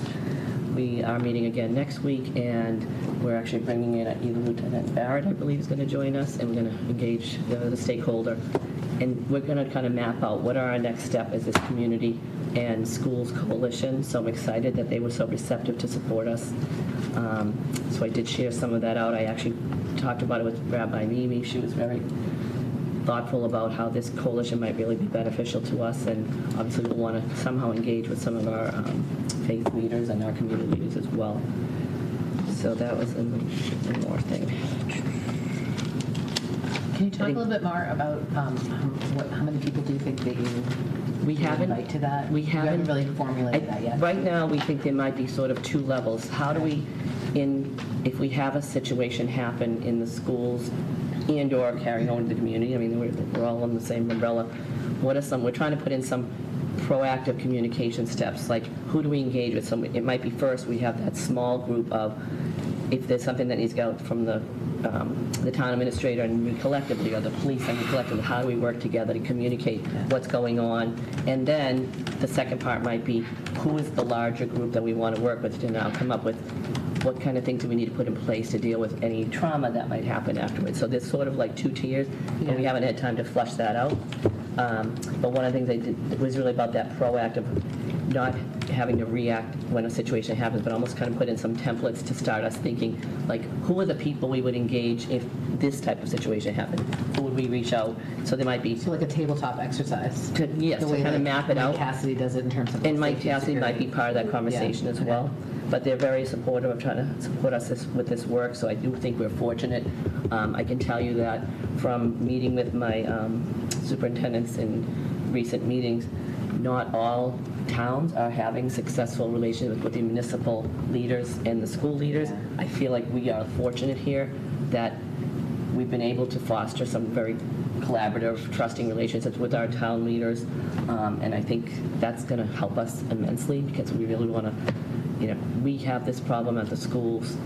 We have them for 6.5-hour days. We need the help of the community, and I think we've tried for, since I've been here to come up with ways to kind of set this up, because I'm more than open to try to facilitate this work, but having someone on the town side that can help do it collectively with us, I just think we're stronger in numbers in that way. So we have work to do, but I felt good about the initial conversations and some of the people that we can add to these potential tiers of work that we're doing. Well, it gave me pause when you were saying that, you sent out the communication about concerns about what happened with the pieces of swastika, asking parents to talk to their kids, and then those kids saying, well, they didn't talk. A couple of them did, but most of them I guess my point is that we're doing a lot of work in the schools as part of, moving from getting Jeriel in the door to working with the ADL and all the lessons and all the work that Jeriel is doing in our schools to teach our students how to address these issues and but like, where is I guess the family is sort of the gap, or the community is sort of the gap in that, because I feel like we need to do, I don't know if it's just us that has to do a better job, it's us as a community has to do a better job, I guess. It maybe not everybody's reading some of those communications Does that too, make sense? right? I also think the more proactive you are, it's because it's really hard to react properly every single time. Right. And so if we have a plan in place, not just to how do we deal with the situation itself, but also who do we talk to? Who are the right people to be involved in the communication, to fully understand the impact and the trauma and all of that? I think it's really helpful. And you're probably aware, and this is another person we may be engaging with, is, forgive me, I'm blanking on the title because it's late, but the police department has developed this collaborative with, is it Ashland? Yeah. Hopkinton? It's 3 towns in this collaborative. So we will have a person on the police force that we're able to engage They're like with. crisis interventionist. And I think I believe they have social work. I should know this, but I'm tired and right now. But we talked about that the other day, and that would be a great person potentially to add to this group in these meetings for when we deal with the incidents in the immediate, and then what do we do and who do we engage in the after days. Go ahead, Dawn. So some of this work had started and maybe stopped, I think, in fall of 21 when there was, at that time I thought Jeriel, one of the select board members, I thought someone from Fatima, one of the rabbis from Beth Torah, and some of the members of Diverse Holliston, some community members too, and students maybe as well, and the principal. But what would be different? Because I feel like this started and then it stopped. So what would be different now? So I will say the formal meetings with the larger group stopped because we weren't really getting some traction with it. However, Jariel has continued to work with a lot of our faith-based leaders, and we've had other meetings that maybe were a smaller group with, at different times, some of our faith-based leaders and diverse Holliston groups, like last year when we had other incidents. So I don't think it ever stopped, but it has not been as formalized. I think we really need to go back to formalizing it and setting those expectations, because we start the work, and when we don't have a formal process in place, it's very easy for people to splinter off. And this is why I really think it's important, because it was Jariel and myself trying to get this going. And I think it's really critical that we use some of our resources on our town department leaders as well, because then we have more people pulling this together. Because we just, you know. We can't do it on our own. We have I was on the limitations. committee once with Sarah before That's Sarah right, was on the that's committee. yeah, that's Yeah. right. Whoa. Schools. So the other thing, I think if we can have defined like deliverables Yeah. for what is this group tasked with, so that And that's there's what we're a doing. It's gonna clear take us goal. 'Cause time to there figure were that out, great yeah. conversations, and it was really good to have all of those people in one room talking from different perspectives. So it was a very valuable thing, but it was just hard. But then what? Yeah, Right. I then what? agree. It was like, okay. And I do see, And it I mean- also was hard to have, it was important to have all of those perspectives and voices, but when you have the larger group, it also makes it difficult to get Well, things. And with finished. respect, you know, to what was done earlier, and Dr. Kuska kind of jumped the agenda a little bit, you know, I do think that, you know, there is an opportunity here, too, for us to take a leadership role and to actually take this under the school committee's umbrella, create an advisory committee, and keep the discourse elevated at our level, our oversight, and basically keep the same players in part, but have it part of our responsibility, our oversight role. Because I just think that there continue to be these instances, and we need to take a stronger stand. The school committee needs to show leadership in this matter. So, you know, I think it's a great sort of idea, but I think that it's something that the school committee should be doing. Well, I will say I had no intention to jump the agenda. I didn't know it was on the agenda until, I mean, I've already started this work. I didn't know it was on the agenda until someone pointed it out to me a couple of hours ago. Well, I told you last week I was adding it to I didn't know it was, but, no, I didn't. So, So is it something, like, is the vision that you'd have 2 or 3 school committee members, and then I guess we need to talk, is that the idea that there'd be my vision, I don't know of what it? Dr. Okay, Kuska but says, yeah. I think, But not see the led point of by- that to the extent that, well, I think it's important because we can support this work. As can Dr. Kuska with policy and budget. I think what we heard in terms of our feeling that the equity audit was something to move forward with, and now receiving it and seeing a lot of the things that we have to work on. I think there's a level of commitment to doing this work, and that we need to stay engaged with it. Yeah. I feel like last time this work was done and this group was put together, was there school committee members on it? I know maybe through the PTO, Sarah, you were I was on part of it. You were on it. Did you think it would be helpful to have more than one school committee member on it, and that we could put it as part of our agenda, also in our regular committee liaison. members As a I was just to gonna say, I don't report know on? that it's necessarily something that the school committee should, but certainly have a liaison. That I mean, that's more my. If That we was something use that, our policy to create this, we create a public body that is, that has meetings that are subject to the open meeting law. They're publicly posted. Minutes are created. People can attend them easily because they will know when they're happening. I would suggest the executive board of the town does that. That's good. The other thing is though, like, I want us to be involved, but, and I understand, I'm not against the idea of us owning it for the purpose of making it more concrete and have I'm not goals saying we and need such, but we aren't really the ones like on the ground as much as I would like it to come from what the folks, I guess primarily the teachers and students and building administrators are seeing as the issues that come from right within those buildings, right? And the equity audit is a huge part of that. But as we sort of discussed on Tuesday, like there's deeper conversations that need to take place. And I don't necessarily think it's the 7 of us who are having those conversations and hearing and seeing the things that are going on in schools and the problems that are happening, like on the day-to-day personal interaction level. And so maybe we facilitate, but I feel like I want the meat of it, and I want it to be driven by students and teachers. To be clear, we're not going to lead this Yeah. group. It's going to be led by Our DEI guy. or maybe or co-led with a principal or whatever. This is we're the school committee representatives to this would just be members, right? We're not leading it. Yeah. It's just the school committee as a whole. If we create it, we own it. But I think that's the difference, though, is that if it is your task force, you do lead it, and we would.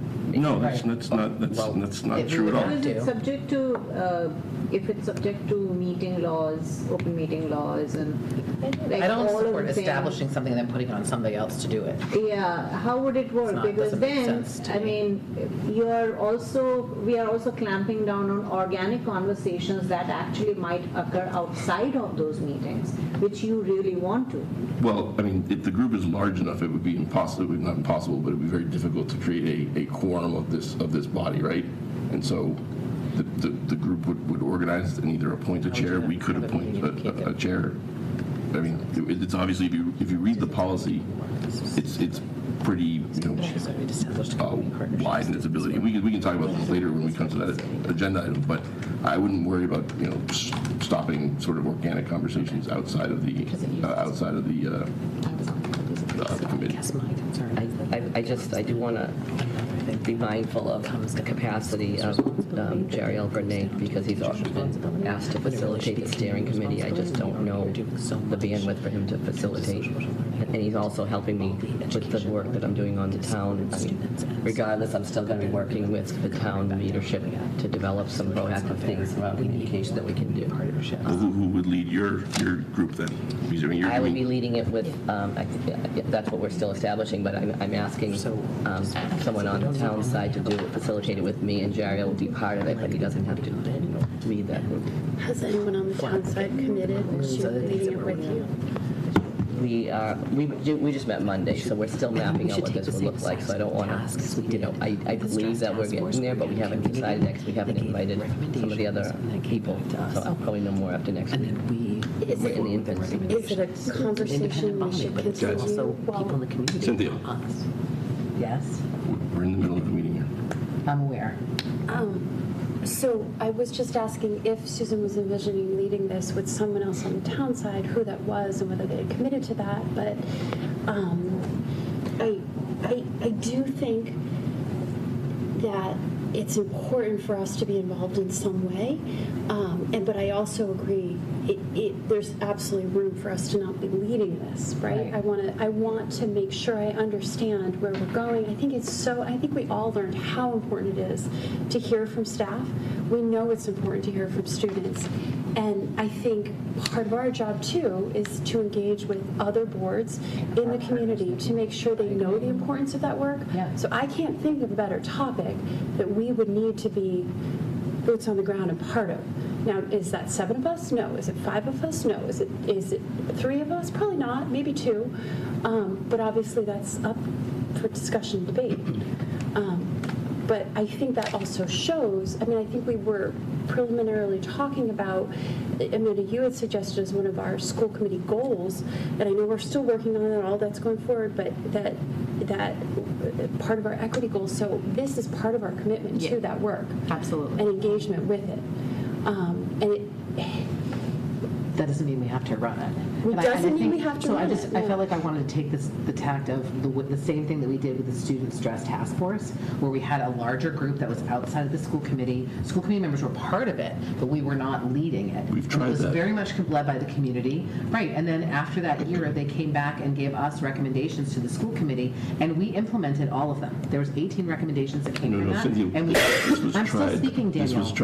This was No, but tried. I'll argue with, I don't think when we met before, it was a very reactive thing directly to some very serious hate incidents. And at that point, again, it was a reactive thing. We were putting a We had group together discussions. We to didn't have talk. a- We have learned a lot over the last 2 years even. Like, it's a constant process.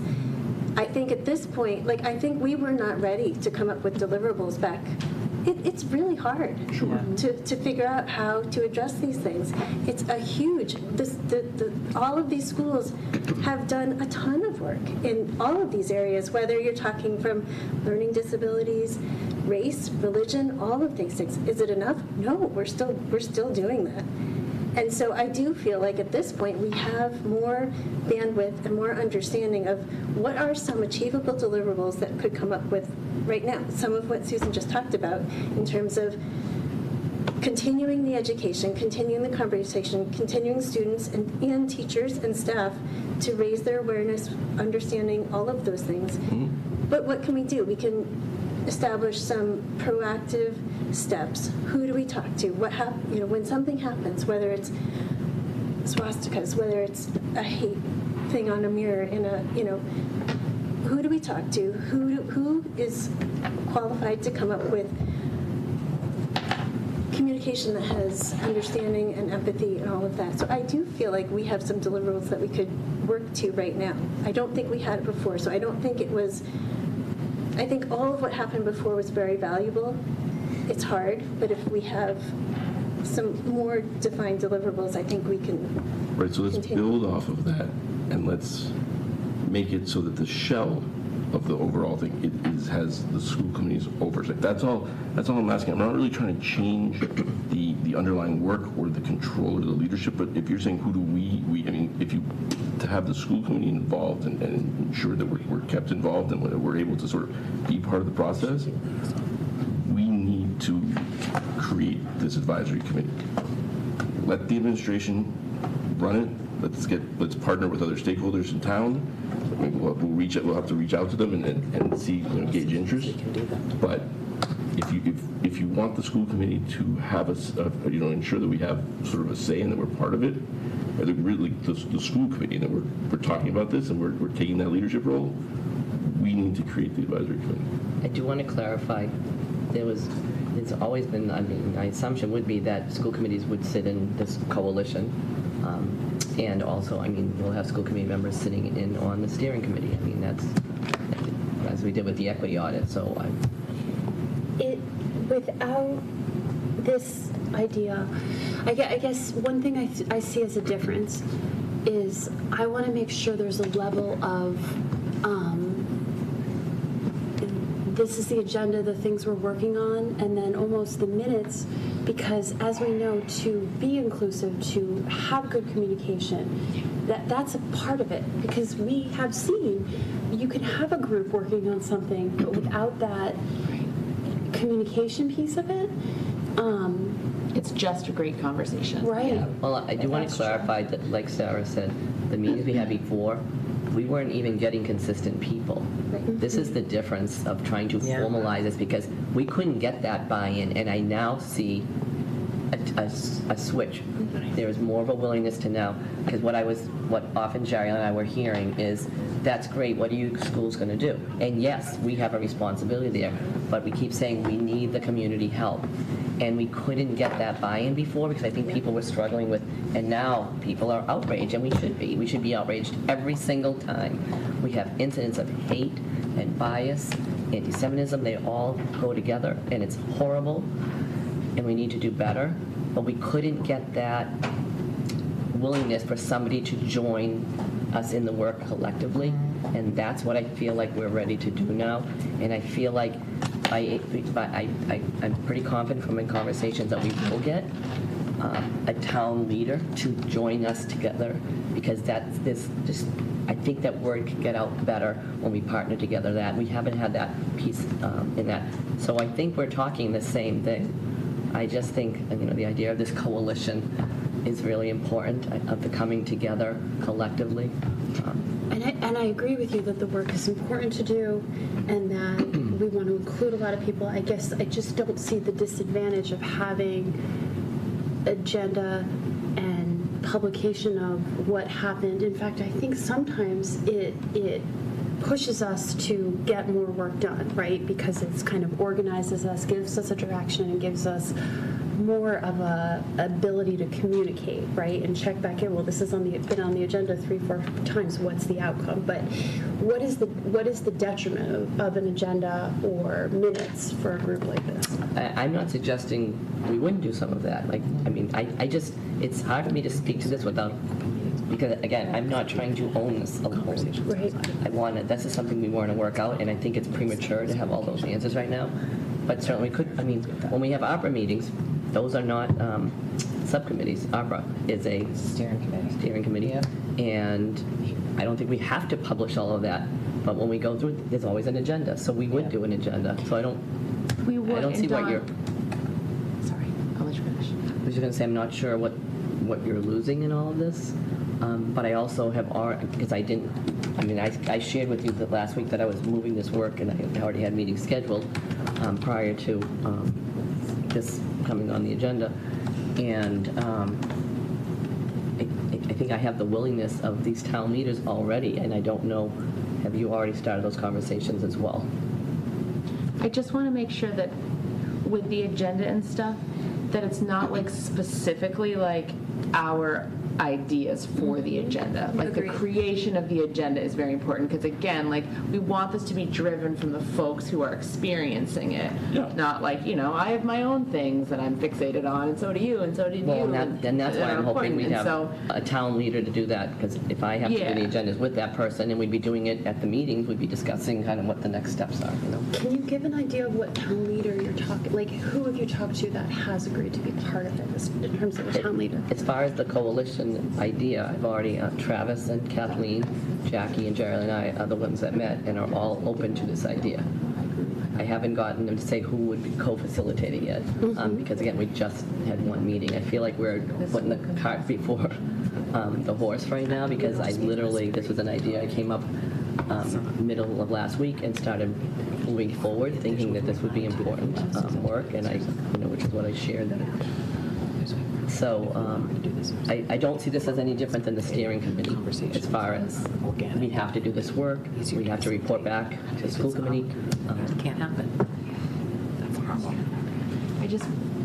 I guess we need to just think about like the degree of like flexibility we want and like how our involvement will perhaps just stifle that, and how we want to make sure that us on school committee allows for like publication and communication with the community and an easy way to inform folks, but it doesn't stifle like the conversations that are taking place, what people are comfortable to say and bring up and things like that.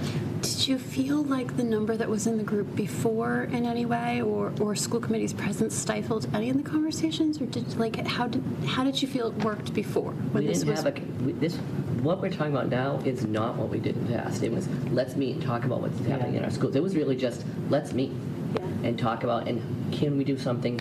Are there ideas we can do? And we kept saying, are there things we can do with you in the community? And we never got there because we didn't have. I think this is the difference for me, is that I already will be having a co-facilitator on the town side, and we couldn't get that before. And then we had inconsistent people showing up. It was different every time. Yeah. So this wasn't a formalized group. It was like, hey, let's come together and talk. Who wants to talk? You know what I mean? Mm-hmm. We were just starting that.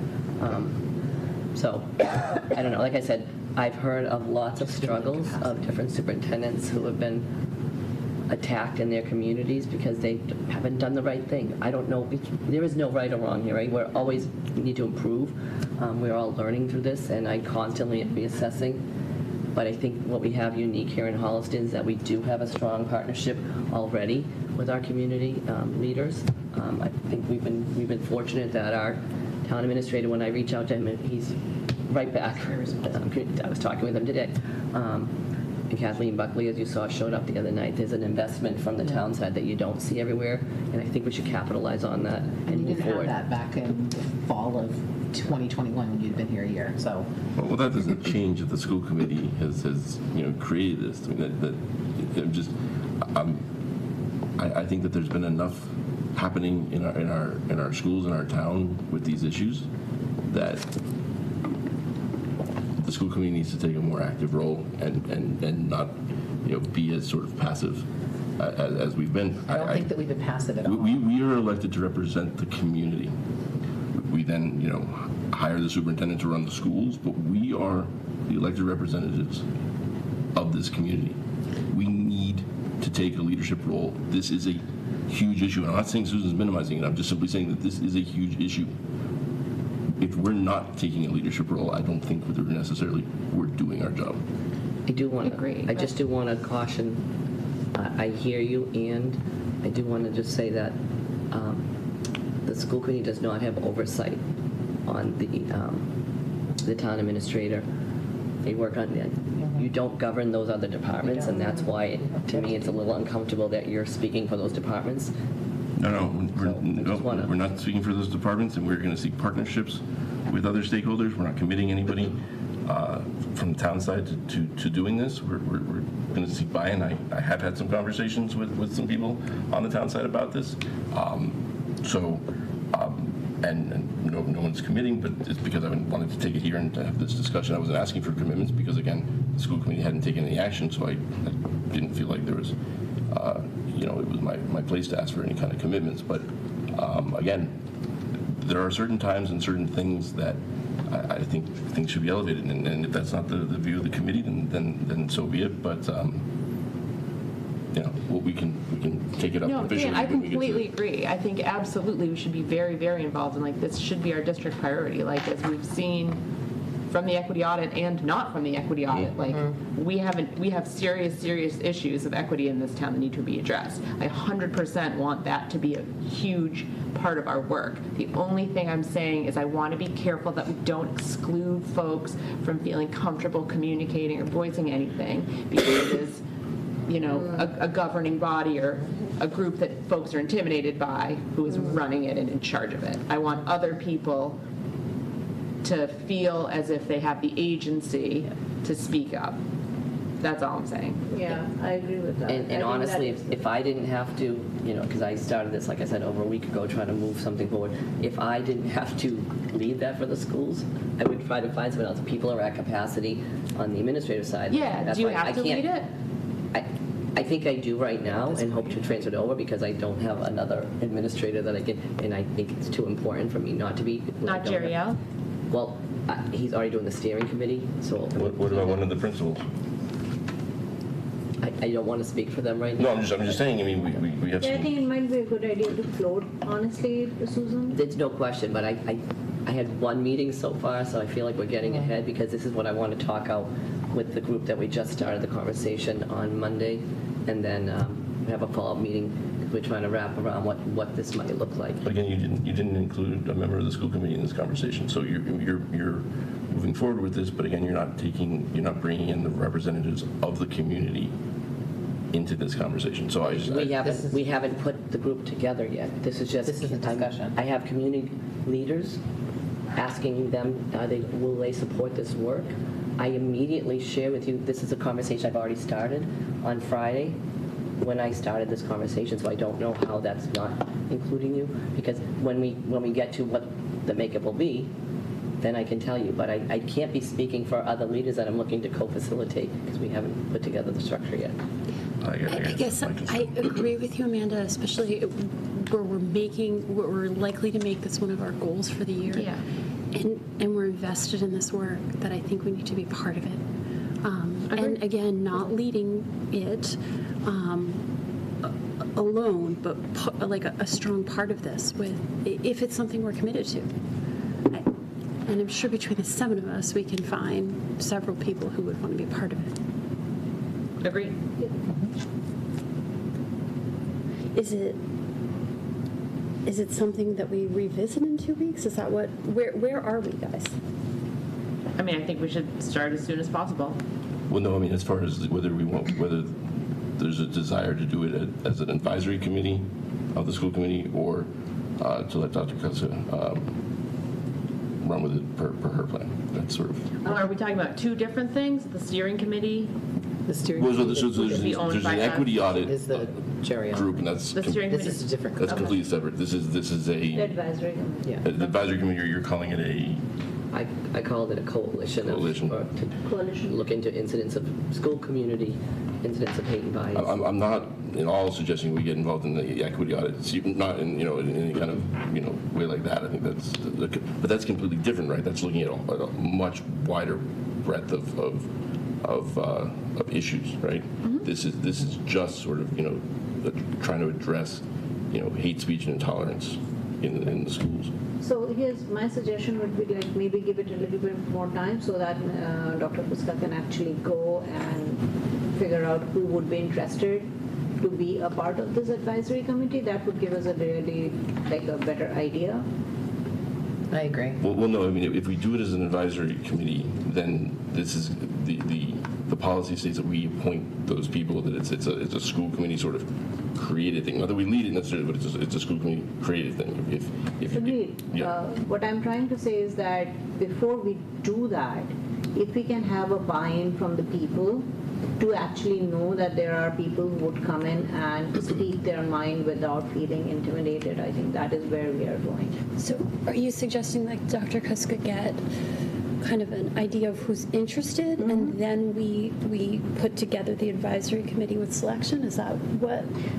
But then we still have ownership. Because the buy-in people are going to do is to a different. Then we can But then actually it's open to decide. open meeting law, and that means there's no organic. I'm sorry, Cynthia, I can't But hear then you. that's exactly then we get to decide what we want to do, what kind of body we want to make. People will be buying into something different than what we would be. It's slightly different, but different enough that if you had buy into one, you might not buy into the other. I'm not sure it would work like that. I mean, honestly. I'm not saying it's a bad idea. I'm just saying I don't know if. No, I agree. I agree with everything that you're saying. All I'm saying is that coming out from the town meeting, I just kind of worry a little that people might not be very open to discussing things like widely as we would want them to be unless they feel truly comfortable. And I would like, at least on my part, I would want to make it sure that we have a body where people can come in and talk, like speak freely. Well, of course, yeah. Right? So that is where I'm coming from. So how do we ensure that happens? Can I make a suggestion too? You guys have the power to make statements as a school committee. Like if you have views on something, that's what a lot of governing boards do. That's true. I think we just don't want it to be just for show, but we shouldn't not be doing that in addition to other things. Well, in the package, as part of this proposal, I had written a statement up for us to put out. It's a little too intertwined with the whole idea, so we're separate tonight to put it out. But I agree with you. We should be making statements, but that was sort of part of my hope for tonight. But So I think the one thing that I'm hearing in this is that you mentioned the policy, because I haven't even looked at the policy because like I said, I didn't see this on the agenda until someone pointed out a couple of hours ago, but the policy allows you to appoint, but the people in the community that we're looking to, you can't appoint because you don't have authority. You know what I mean? Like that's where I think you might be limiting. that's not accurate. That's not accurate at all. The tuition-free full-day kindergarten committee was formed under this policy and appointed 20 members of the community, including average citizens. But some of them are employees in other departments. Well, then there's a role in the policy for them to be consultants or members. There's different ways of doing it, and that would all be part of the sort of the seeking input and seeking sort of feedback from people on what they'd be interested in participating in and how. And that is also another way in theory that you would not, if they're just consulting with the board, they're not members, then the open meeting law for them anyway wouldn't necessarily apply. So at the same time, the meetings that were being had would be still subject to the open meeting law statements that they made to it would be. So So Dan, can you just outline, because we sort of jumped into the conversation, we all know it's going to be, can you just outline exactly what you had hoped to create tonight? Right. So tonight I hope that we would vote to create an advisory committee to address hate speech and intolerance in the schools, and that we would appoint 2 members of the school committee to work with seeking out partnerships with stakeholders on the town side, and whether they became members or consultants or whatever, there would be a conversation, and that we would then also, as part of that, send out an email to the community seeking volunteers from the community, and not just, parents, students, teachers and staff, religious leaders, non-guardian community members, really trying to, grow. And so the work would we create the shell tonight with the 2 school committee members, because again, the school committee needs to make the appointments, right? And then next week, or once we would next week, 2 weeks from now, then we would sort of make the appointments, or sort of hopefully have the slate of members. So if we are not the leaders, then who is going to drive it, and how do you see it? Hopefully we would have a partnership. I hope to have a partnership with the administration on this. It could be that there are co-chairs, one person from the administration, perhaps one member from the community who's really dedicated to it. Again, I think that in this case, a lot of this could be driven by community involvement and people who are passionate and maybe who have a lot of stuff on their plate, but this is very important to them, and that could also be a big difference in the 2 different options.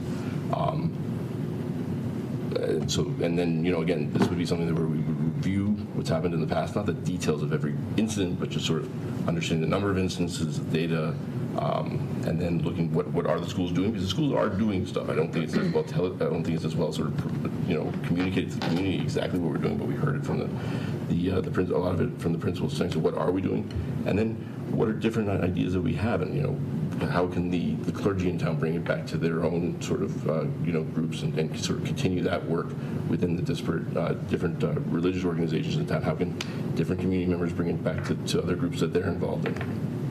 And then eventually there'd be a report with recommendations by April or so before we get too deep into the end of the year. So even if it wasn't an advisory body, there would still be a report that would be submitted to us, right? Not necessarily. There could be, but we would have no sort of control over it.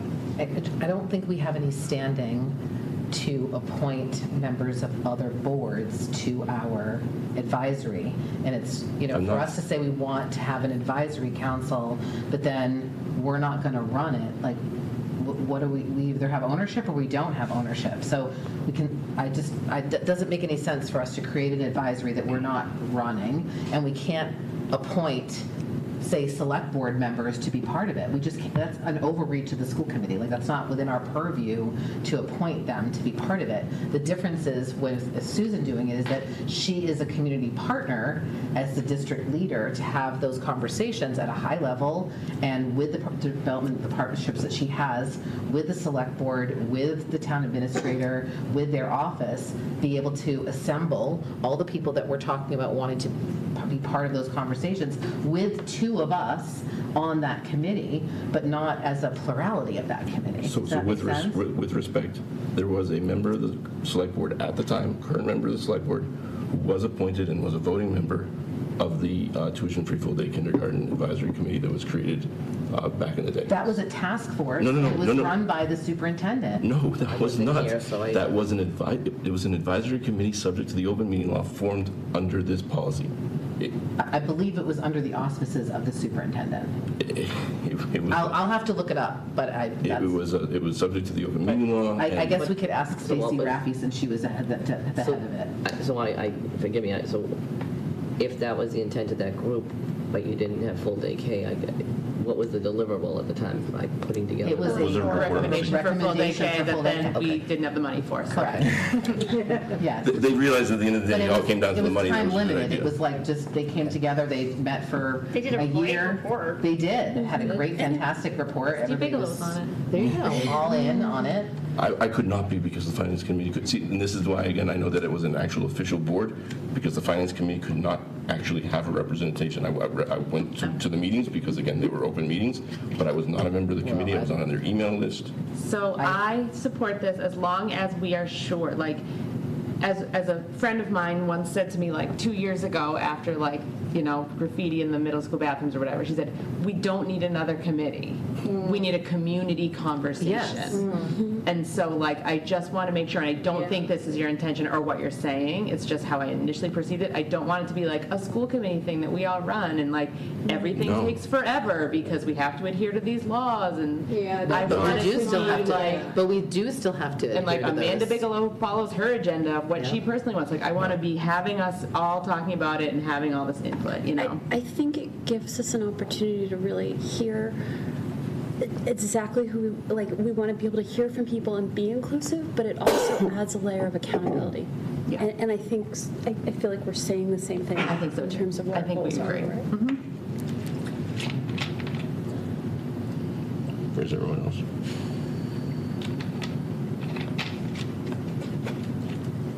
I'm not You prepared to have been vote on very that tonight. quiet. Let's put it that way. You I'm not have been prepared. very quiet. Me? Yeah, I'm thinking. I mean, Yeah, I'm thinking too, because I think that I'm a little bit worried about what the deliverables would be because I know the kindergarten task force, I know it was in that report. Coming up with some kind of deliverable for something like this is really tricky because it's really more about the conversations and the collaboration over a long period of time. It's not like we're going to come up with, you know, 3 or 4 great ideas, like events that we want to have by the end of the year, because they're all doing things. Each school is doing its own thing. It could be looking at best practices across different school districts and bringing those back and putting those into a report.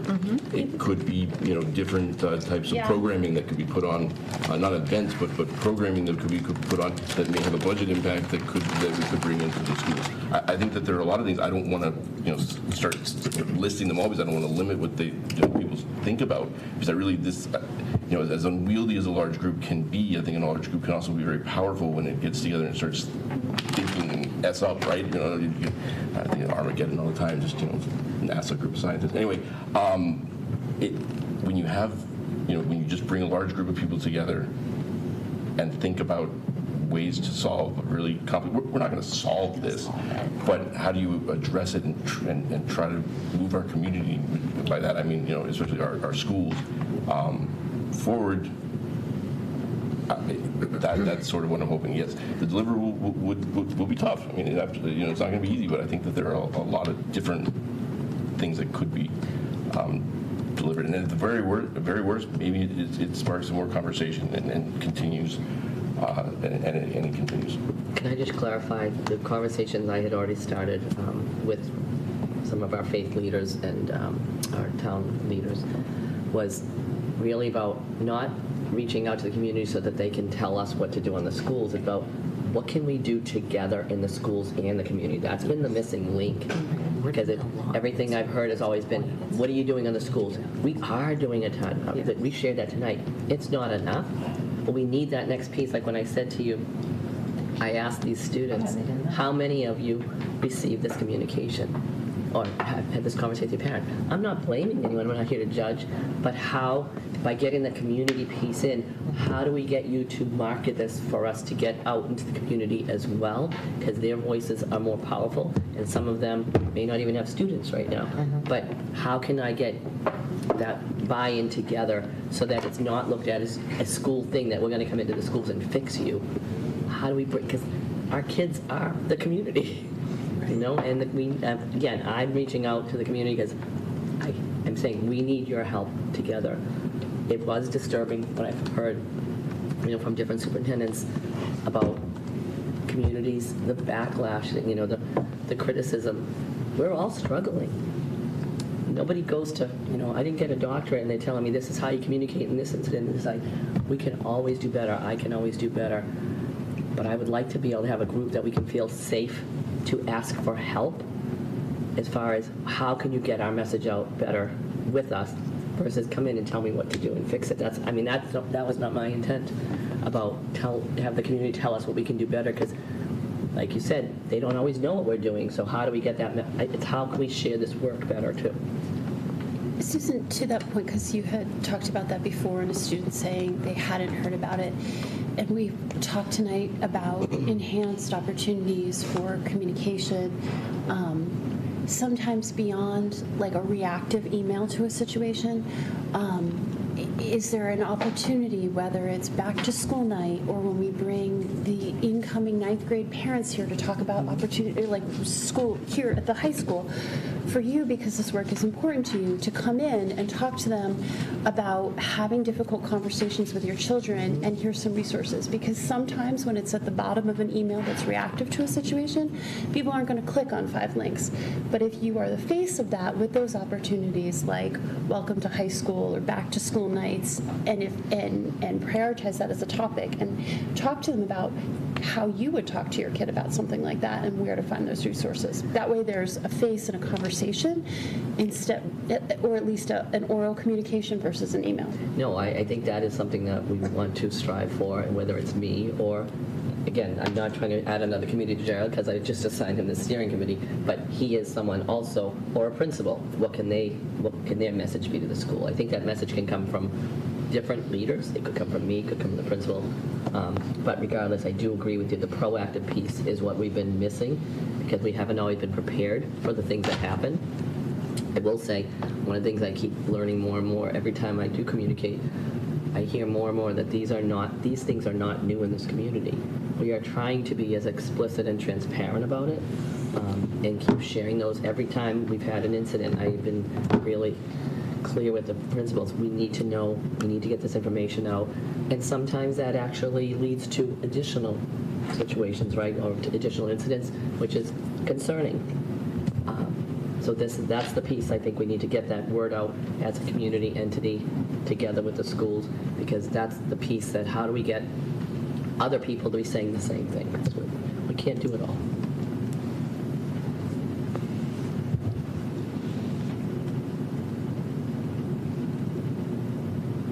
What do you guys want to do? I'm not prepared to vote on this, having just really seen it today. I feel like I want to talk about it a little bit more and find out more information from Susan about how we can move forward. Yeah, I guess so. I just worry about,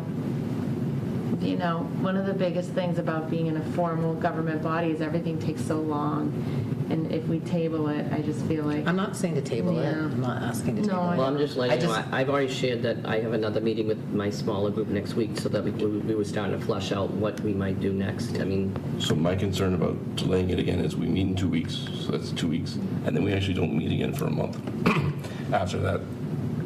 So, if it is something that we then decide to do, we're talking about, a month and a half before it gets formed, and then, you're kind of in the mix of the holiday season. It's a tough time to get things started. So, yeah, I mean, that's a concern for putting it aside tonight.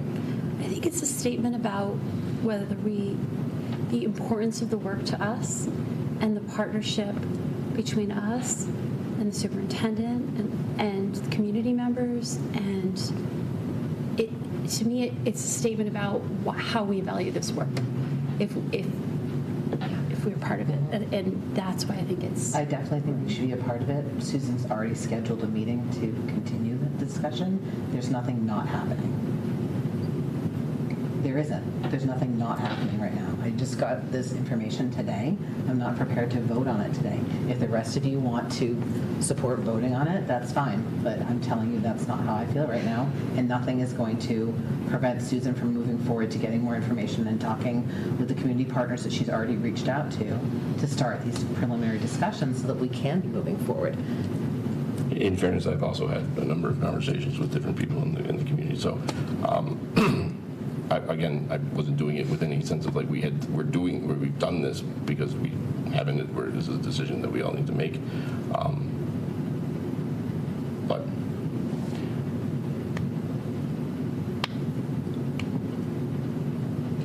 Okay, so if we wait until next week, it's going to be, or until November 2nd, that is, can we hit the ground running immediately after November 2nd? no, because we'll need to seek need to seek volunteers from the community. You said you've already done that legwork and already reached out to No, I didn't, Cynthia, please. I said I've talked to some people in the community. I haven't had a reach reached out and asked, hey, are you going to, I'm looking for 2 or 3 volunteers from a number of different groups that it's going to take a little while to collect those statements, that interest. So could we use these next 2 weeks to actually get some of those volunteers and their buy-ins and actually have a concrete idea about who are we going to appoint, how many people are interested, basically have a little bit more concrete.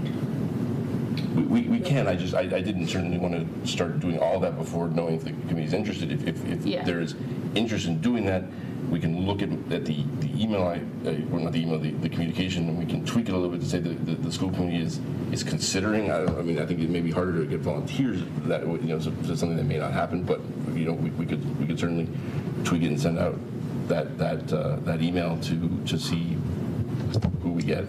So I don't think anyone doesn't want this. I think we're just sort of unsure about exactly what it will look like and how we'll go about it. So is it possible to vote tonight on like supporting the creation of, this steering committee with several factors yet to be determined?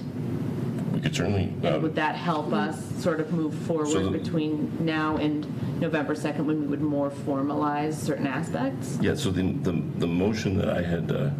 Sort of drafted for consideration would be that to create an advisory committee on addressing hate speech and intolerance in the schools under policy BDF, and appoint member A and member B to seek partnerships with different stakeholders in town, as well as make recommendations to the Holliston School Committee on the appointments of different administrators, teachers, staff, students, guardians, and other community members. And we should probably also add, just because of the way the policy is written, in conjunction with the superintendent, because the policy makes clear her role in all this. So essentially, that was kind of what I was envisioning doing. It's just that I wanted to make it official that we were doing this before sort of starting to really sort of. Wouldn't you want the person facilitating it, though, reaching out? I guess I'm kind of confused. Yeah, I'm a little confused just about the ownership piece. Like, Right. Who is the ultimate person running this? Well, that could be decided by. 100% think this is something that needs to exist. It needs to. This work has to be done with all of these people. Who Well, I think running the show? Well, I think part of that could be that the committee could decide sort of who leads it. Ideally, I would like a sort of co-leaders, an administrator and then a community member to sort of run it together. Again, in the partnership that Dr. Kuska is talking about, how do we sort of bridge that gap between what's going on in the schools and what's going on in the community? Maybe it's one of the faith-based leaders.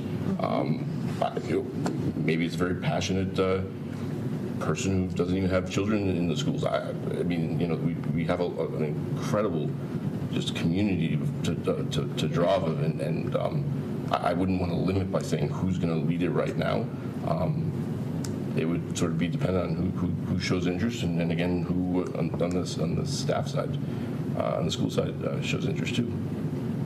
So if we were to actually let the word out in the community that we are contemplating having such kind of advisory body, and we would like interested people to contact you or so, and then come back in 2 weeks and have more content. That's pretty much what I think most of us are looking for, that having a more substantial bodies, like people who are interested, because once it doesn't, to a layman, if I wasn't on the school committee, to be very honest, if I got this email, to me it wouldn't really make a difference what kind of advisory body it was, because I wouldn't know A to B.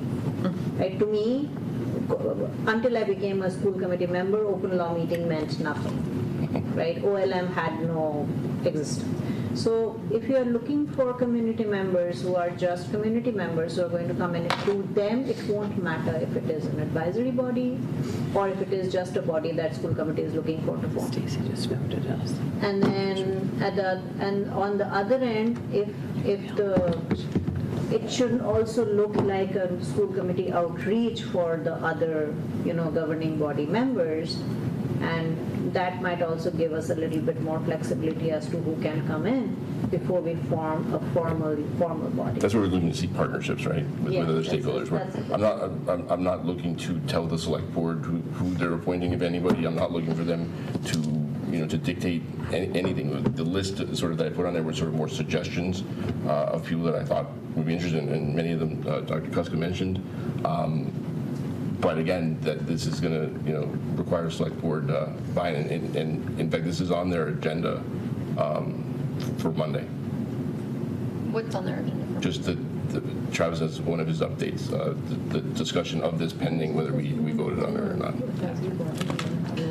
So I have been having these conversations with people to get this lined up. Again, I felt a little uncomfortable trying to step too far in a lane before we had the conversation, but at the same time, there We want to move it along. We need to move it along, and there are rules and requirements, with the posting things that need to happen. So, right.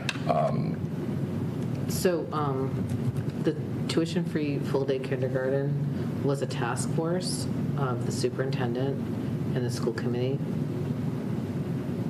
Oh, okay. I mean, if you look in the policy, it's also called an advisory committee, parentheses task force. Reading out to you. So. Oh, Stacy? Yeah, she sent us an email with what it was and the dates and asking for. Yeah, it says the school committee is forming a task force. Well, in the policy. It says, and superintendent. The school committee and superintendent of Holliston are working on an initiative to offer reading. Yeah, the next sentence is the school committee is forming a task force. Well, this is the advisory committee may be created by the school committee to serve as a task force for special purposes. So, I mean, it's one and the same thing. I don't know,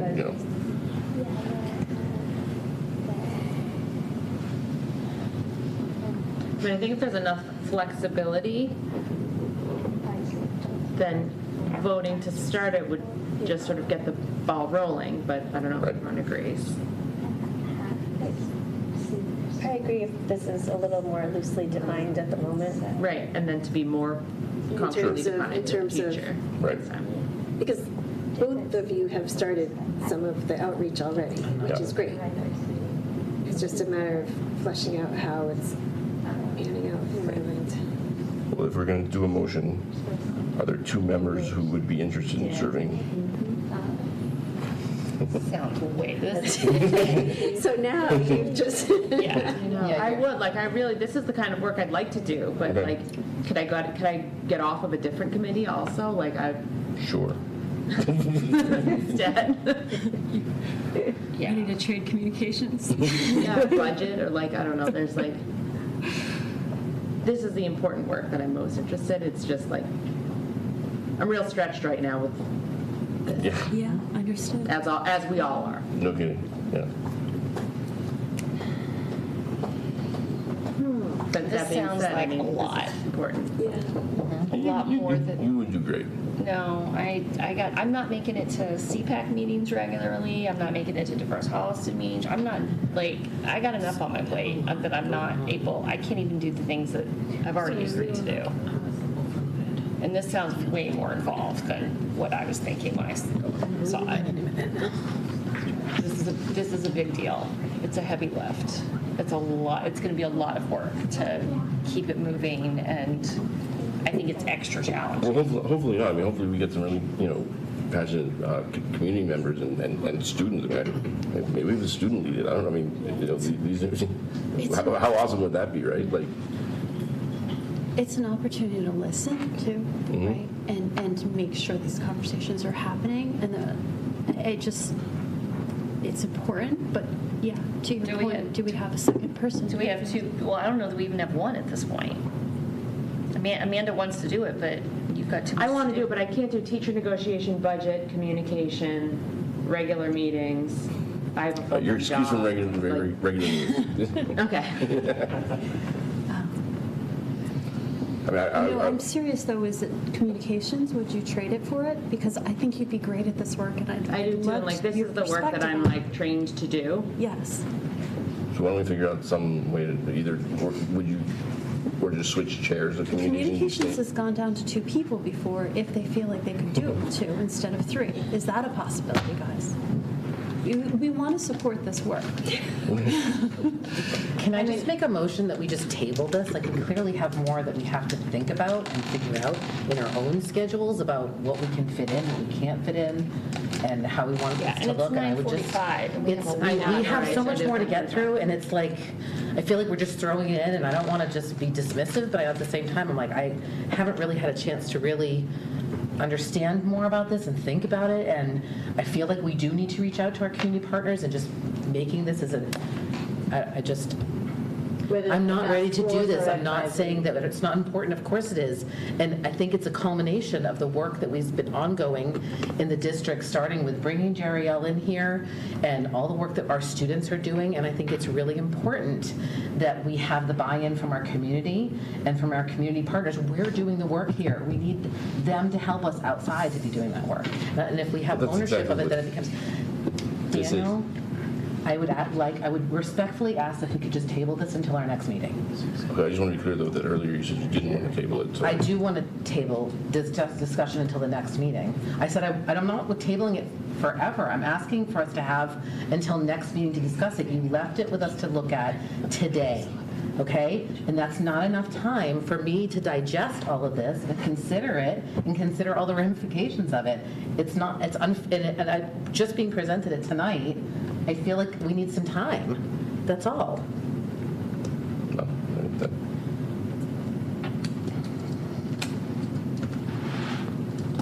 I mean, I'm okay waiting if we can try to do some legwork between now and November 2nd, and if we can put it on the agenda, like, early in the night when we're fresh. Yes, please. Like, maybe before whatever presentation we have. Well, yeah, because on the second we have curriculum. Yeah, and that's going to be, that's important. Right. Sure. But like, it's harder for us all to talk Especially about if we have this when executive it's session really late. after that, and we could move that to before. So why don't we put this early on the agenda? Okay. And I'll talk amongst ourselves. Well, And not too many amongst ourselves. think amongst ourselves. All right. So now, Joni, do you have any updates? Yes, I do. He's been waiting so patiently. I want to do a huge shout out to Taryn Lang and all the incredible work she's doing with the DECA students. They had a spotlight interview on Heartbeat of Holliston, so please check it out. 3 very well-poised, very confident students, very proud that they are students at Holliston. October 25th, we have our first half-day PD day coming up. It is building-based, and I will report out on it at our next meeting. Please be on the lookout for teaching and learning newsletters. Just a shout out to parents, if you would like your children to be included in pictures, please make sure that you have, help me out here, Mr. McLeod. The annual student verification form completed. Thank you. They have to allow their child to be photographed. Yes, they have to choose yes or no. So if they are not choosing anything, it has to be an automatic no, correct? So please be conscious of that. So if you would like your children included, please make sure to fill that out. And please be on the lookout. I've been working with Mr. McLeod, Director McLeod, along with the principals, along with curriculum and tech personnel, working on letters that have already gone out to parents regarding upcoming benchmark assessments and screenings information coming out. They're all going to be mailed out next Friday, so please be on the lookout for that, and we will be mailing those out 2 more times this school year for better communication. Thank you. Great. We do not have Mr. Boudet tonight, so we'll skip over his updates. May I ask permission to just hop on real quick to highlight 7? You are an administrator, so absolutely that. I'm sorry. No, I'm not on the agenda, but I just wanted to highlight the acting assistant superintendent. Just kidding. The work of 7 of our educators. They presented at MassQ, which is a huge conference that was at Gillette Stadium. And it stands for Computer Using Educators, which ironically the executive director said that's everybody today. So it used to be a small group. Now this group is massive. So Anyway, we had 7 presenters. Sarah Kuhn and Taryn Lang were presenting. There was a topic about advisory. And all these sessions, these were in the skyboxes in Gillette Stadium, which are, I don't know if you've ever been in them, but we're cramming like 70, 80 people in there. So these were jam-packed. Allie Curley and Michelle Hastings. I heard one participant said it was the best presentation of any that they went in both days. Oh, wow. Nice. Kudos. That was on their 5th grade engineering and digital learning projects. That has been such a great shift for her. Linda Canal and Winnie Carey presented today. This room I could not even get in. Get a good picture. They had 108 participants in that little skybox. And then Ron Taylor, I've never heard him speak, but he did outstanding. He was talking about grading and equity and standards-based grading, and he shared a lot of stories about him being a teacher for 19 years. So just an awesome job that all of those educators did today. Cool. That's great. And we had 24 people total attending the conference from the district. So. That's awesome. Thank you. Thank you. Thank you. Cool. Thank you. Thank you for sharing such a short. I know, right? An incredible presentation. This is what they did. Visuals. That was perfect. No personnel. So reports from subcommittees. Do we have any? We do. Let's do it. Reports. Okay, so the Communications Committee, I haven't said Finance Committee. Settle down no over interest. We developed a newsletter. Somehow newsletters not. I know. We're going to talk about it under communications because it's an update, but It's a communications update. No, it's fine. But And it's in everyone's folder. that's my bad. It's not on the agenda. It was in my folder, I read it. But it's not in the agenda. It's Doesn't say a newsletter. communications update. I think it is. I think newsletter is on We there. usually have it, but Is somehow it? it is not tonight. It's not on there. I don't see It's it. on there like literally every single night. So I'll take that one, but at the same time, I think we can cover it under communications update, and we're good. You don't want to discuss the newsletter? No, I'm happy to discuss No, I'm the saying let's newsletter. discuss the newsletter. If we can. Yeah. One of the, so we met, and here's the other thing we met when we discussed on our meeting, we would like to do a office hour. Soon. Like either last week, like, it's probably too late for next week. The other possibility was the week of like November 6th. A non-quorum, just 2 or 3. A non-quorum, 2 or 3, and Yep. we decided our best participation in the past had been from an evening time Zoom. Like a 7 p.m. Zoom. I don't know who was interested. So in general, we talked about long-term. We'd like to do this like once a month or once every couple months. Yep. Seeing how it goes and how our participation and feedback is from the Zoom thing. We'd like to do that, and different folks, 7 of us could do different times. No particular specific topic, because we think we'll get better participation if we keep it general. Yep. And so we thought tonight we could throw out some dates. Who would like to participate in the first one? I mean, I'm happy to do it since it was sort of my idea. What are the dates that you can't find your newsletter? Oh, here it is. Sorry. So Monday, 10/23. No, Tuesday. I can't do it next week. So not next week because it's too soon. So what about Monday, 11/6? Tuesday, 11/7 is election day. I don't know if that's a bad day. I mean, you're thinking Zoom at 7? in the evening, so Monday, Tuesday, Wednesday is out for me. Thursday, 11/9 is out for me, but other people could do it. Thursday I can do first.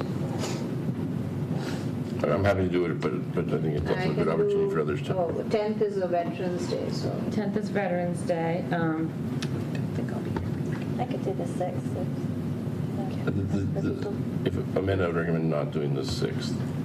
No. I could do But- 3rd. I recommend nothing. I would recommend Okay. if you want to participate, just holding it open for now. What I thought, No, Minnie, I'm you were sorry. saying that you can't do it Monday, Tuesday, or Wednesday. Is I that can't right? do Monday, but I can do Friday the 3rd, if that works, at 7. We can't do Fridays at 7 p.m. The second, we have the school committee meeting. Of what day? The second. Oh, yeah. What about the 9th, though? The 9th I can't do, but somebody else could do. Yeah, 9th I could do. Or the 8th today. Oh, she can't do. Do we know who would like to do it, and then that way those people can, if we know the 2 or 3 that are going to do it, then they can figure out. I could do 26th Thursday, 7 if somebody wants to join. I can. That's what we can do.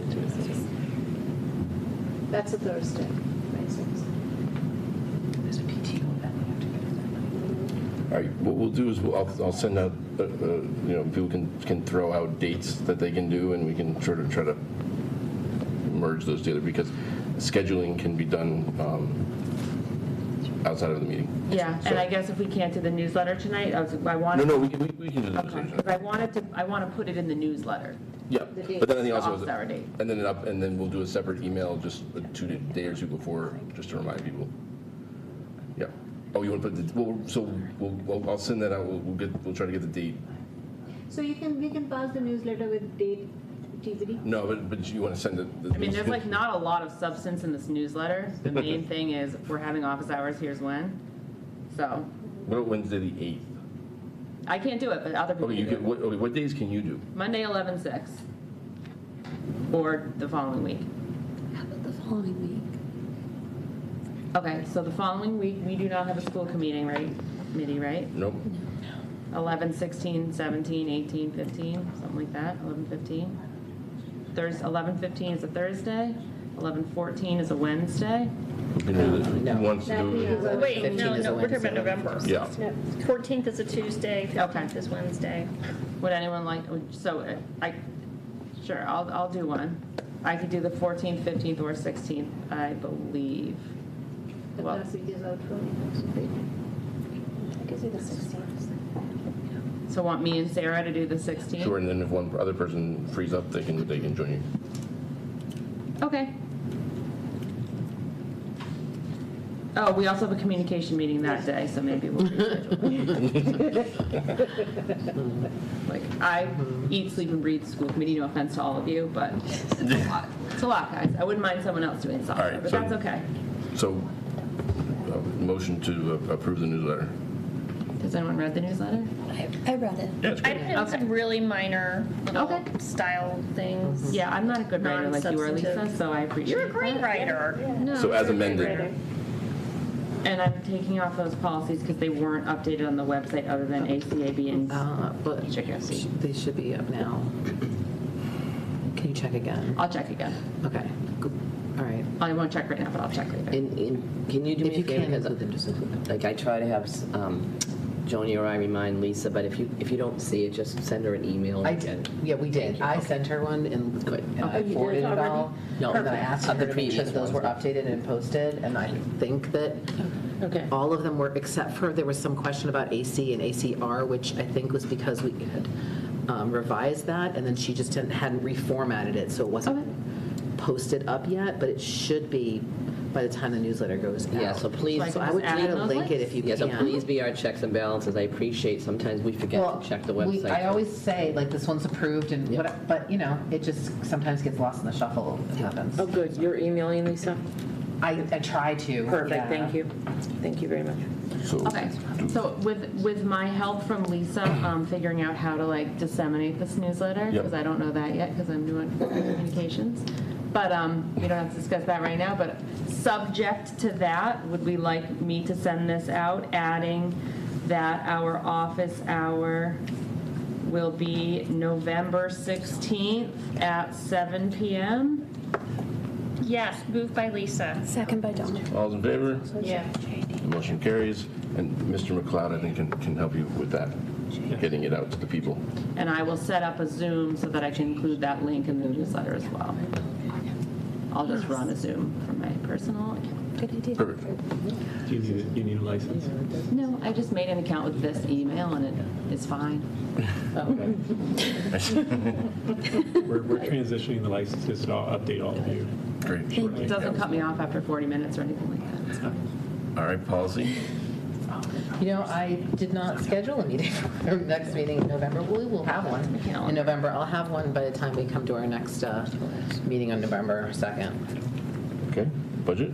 Same here. I anticipate we'll have another meeting before our next general meeting, but we don't have one scheduled at this moment. Great. And superintendent's evaluation? We'll be setting up a meeting soon, hopefully by next week. Okay, great. All right, now we get into the fun. Lisa was kind enough to take some of the conversation discussions that we had at our meeting prior to town meeting, put them together. I then threw it into the format. And so if you want to bring up the SOI vote letter version school committee edits. Yeah, and I had reached out, I don't know if you saw my email, Susan. I emailed you and I just saw it a little while ago. Okay. Are we looking at the one that says edits on it? Oh, I think I have the From right you, one there. Lisa? B school SC edits, yeah. Okay.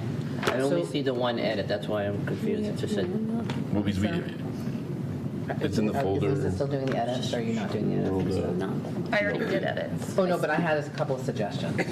hang on. You can go into the document and put them in. Okay, I just didn't know if you were doing it, so I didn't want to. I don't even have it open right now. So the only one I see is submission as the edit. Yeah, I thought I actually fixed that, but apparently not.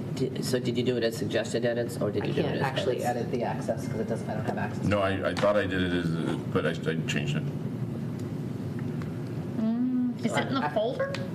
It is, but I don't have it. It says request access. I don't have it. It's like when you. I'm not seeing it. All right, I must have created, hold on a second. You might have created a separate one then. I thought I made a copy of the original one. But Okay, so that you might have, but I don't, this is the only one I can see. shared with 18 people. Let me just see. Okay. Yeah, but you I guys are own all, that one, so all I right, don't think it all is. right, editor. I don't have access to Jen, you'll be an editor. You're an editor. Call Sadie. She's studying for a class. You did Editor. a nice job. It just reads well. Yep. Editor. Editor. All right. Everyone on the school committee and the administrators who are here are now editors. Yeah, the one that I'm not has an editor edits. though. Oh, wait, sorry, I need to save it. Let me just You shouldn't have to. It should I'm automatically not. save. But, set up. Oh, I don't have edit access either. You yeah. should know. No. Is it the right It says one? it says you're an editor. It's a 10/19/23. No, I got a button that says request edit access. Me too. I have a button that says request edit access, Yeah. so do mine. So if But when I click click that, it, nothing what happens. Let me reboot it. Try refreshing. Okay, I'm F5. rebooting it. So when I refresh, request Oh, the edit button access went went away. away. So Look yeah. at that. Nice tech skills. Yeah. Okay, so I Have you restarted? So we, Unplug in 30 seconds. I had just a couple of things that I wanted to consider, just floating by. We use the term additional and then add, and I was wondering on the first sentence whether we could say instead of recommendation to add, we could say include or supplement our SOI Oh, I think submission. I already edited that. No, it just says add, it says additional recommendation to add, and I think we talked about this. Yeah. I was saying like either. either include or supplement. What sentence is this? First sentence. Voted an additional recommendation? I don't know what you're saying. At this time, there are no. It says voted an additional recommendation to add, and I was saying to supplement or to That's include. the second time. So additional add was in there twice. Yeah, yep. I would say include still.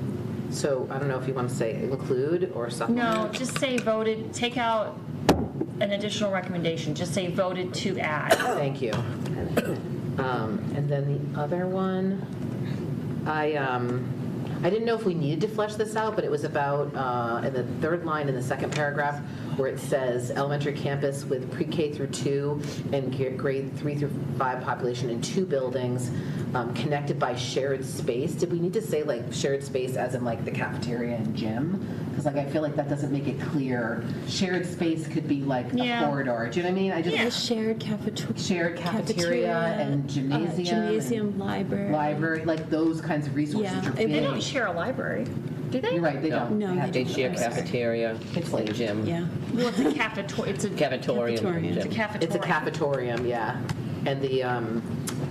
And the gymnasium, right? They share a It's the gymnasium. same thing, isn't it? No, Isn't the the gymnasium's gym separate. It's separate. They're Oh, okay. classrooms. Oh, right. I'm sorry. I know it's been a while Is the since you've been there. auditorium cafeteria. Yes, thank you. We And shared- then, shared a Connected by a shared Cafeteria. Oh, God, A guys, shared- we should not be doing this too. I know. By a shared cafetorium think I and would gymnasium. Okay, perfect. Would have. And then the last thing, the last sentence, I was concerned about where it says small group settings, the last sentence of that paragraph. Instead of saying appropriate, can we say optimal? I thought we didn't like optimal when we talked about it before. It's not optimal. It's appropriate because it's in their IEPs. Like literally in IEPs. IEPs will call for small group settings. We already say far from ideal. It's not optimal. It's appropriate for them. Okay. But then I it's mean, you could even basically say it's saying we're not required. doing it then, because it's like we are doing a small group, but it's in a large, do you know what I'm saying? Yeah, we're not doing it the way we should be doing it. I mean, if a parent complained and said, I don't know where else we would do it. Adequate? Which document you're I still can't see the one that you're talking about. Because we Did you can't see your refresh? edit. Did you refresh? Okay. It's Because I two see it's you two on different it. ones. Like you're part of the shared thing. So it's called SOI vote letter V SC edits 10.19.23. Let me try again. I refreshed. Here it is. I see. Okay, now I see you in it, but okay. Are the edits in a different color though? They're not. No. Oh, that's it's why. not a Okay. color. Okay. Yeah. Sorry. That's. I couldn't see that. Yeah. I couldn't see it at all before though, so now I can see it. I started to see it. I think that was all that I had in terms of thoughts. yeah, I know it's appropriate. Okay, I don't, it's fine. It's kind of a middle word. Okay. So is there another example, Susan, that we can put in about how our space is inadequate or obsolete? I just would love to have one more example. Yeah. I mean, I feel like the special needs example is a strong one. The other example, I don't think is as strong because it's just kind of a wish. That's the biggest one. Is the small groups using multiple small groups in one Yeah. space is really a big problem. Is there another good example? Anything else? I think we don't have any ability to add any additional programs as student needs start to change. You know, that's my other piece. I don't know if I put that in there. Right. Or even in terms of like space for behavioral programming, I guess, right? Because I think we used to have Maybe we for, could, you know, why don't we have do that? Why don't we say something about that as the number of children, because we've had IEP, the number of kids on IEPs go up. Yeah. As the number of children on IEPs. And 504s, right? Continues to increase. And 504s continues to grow.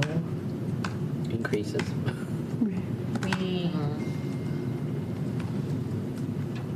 We don't have or we are struggling. adequate space. We're struggling. Struggling. I like struggling.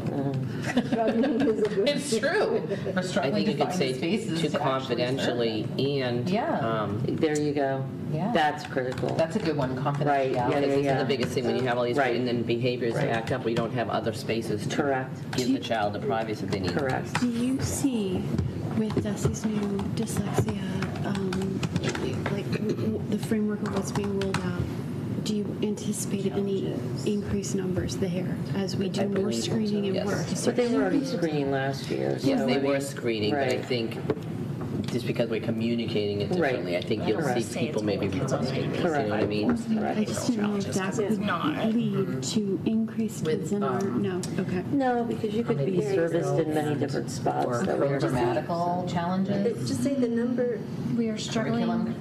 I think the trauma-sensitive needs would be the biggest piece, right? Because that's as we see more children confidential, escalating and trying to provide them confidential locations. What to be about in. as the number of our children on IEPs, Places for 504s, and confidentiality. ELA, and work in additional trauma-sensitive and behavioral, right?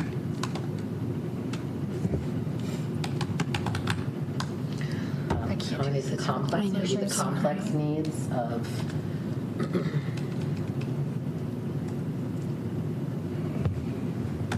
We say something like we're struggling to accommodate the academic, behavioral. Yeah, the academic, behavioral, and privacy needs Yeah. required. Let's just say academic and behavioral. Okay. I think the biggest part is they want to see. Or confidentiality. That we have Can you say that? identified that we are Space. struggling.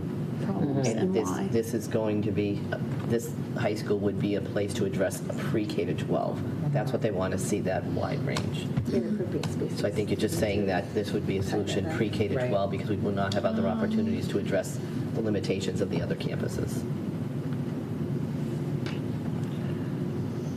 Are there any other things that we could? Trying to accommodate all of the academic. Yeah, I'm so brain dead. That have been. Well, you did an incredible job, you know. Thank you.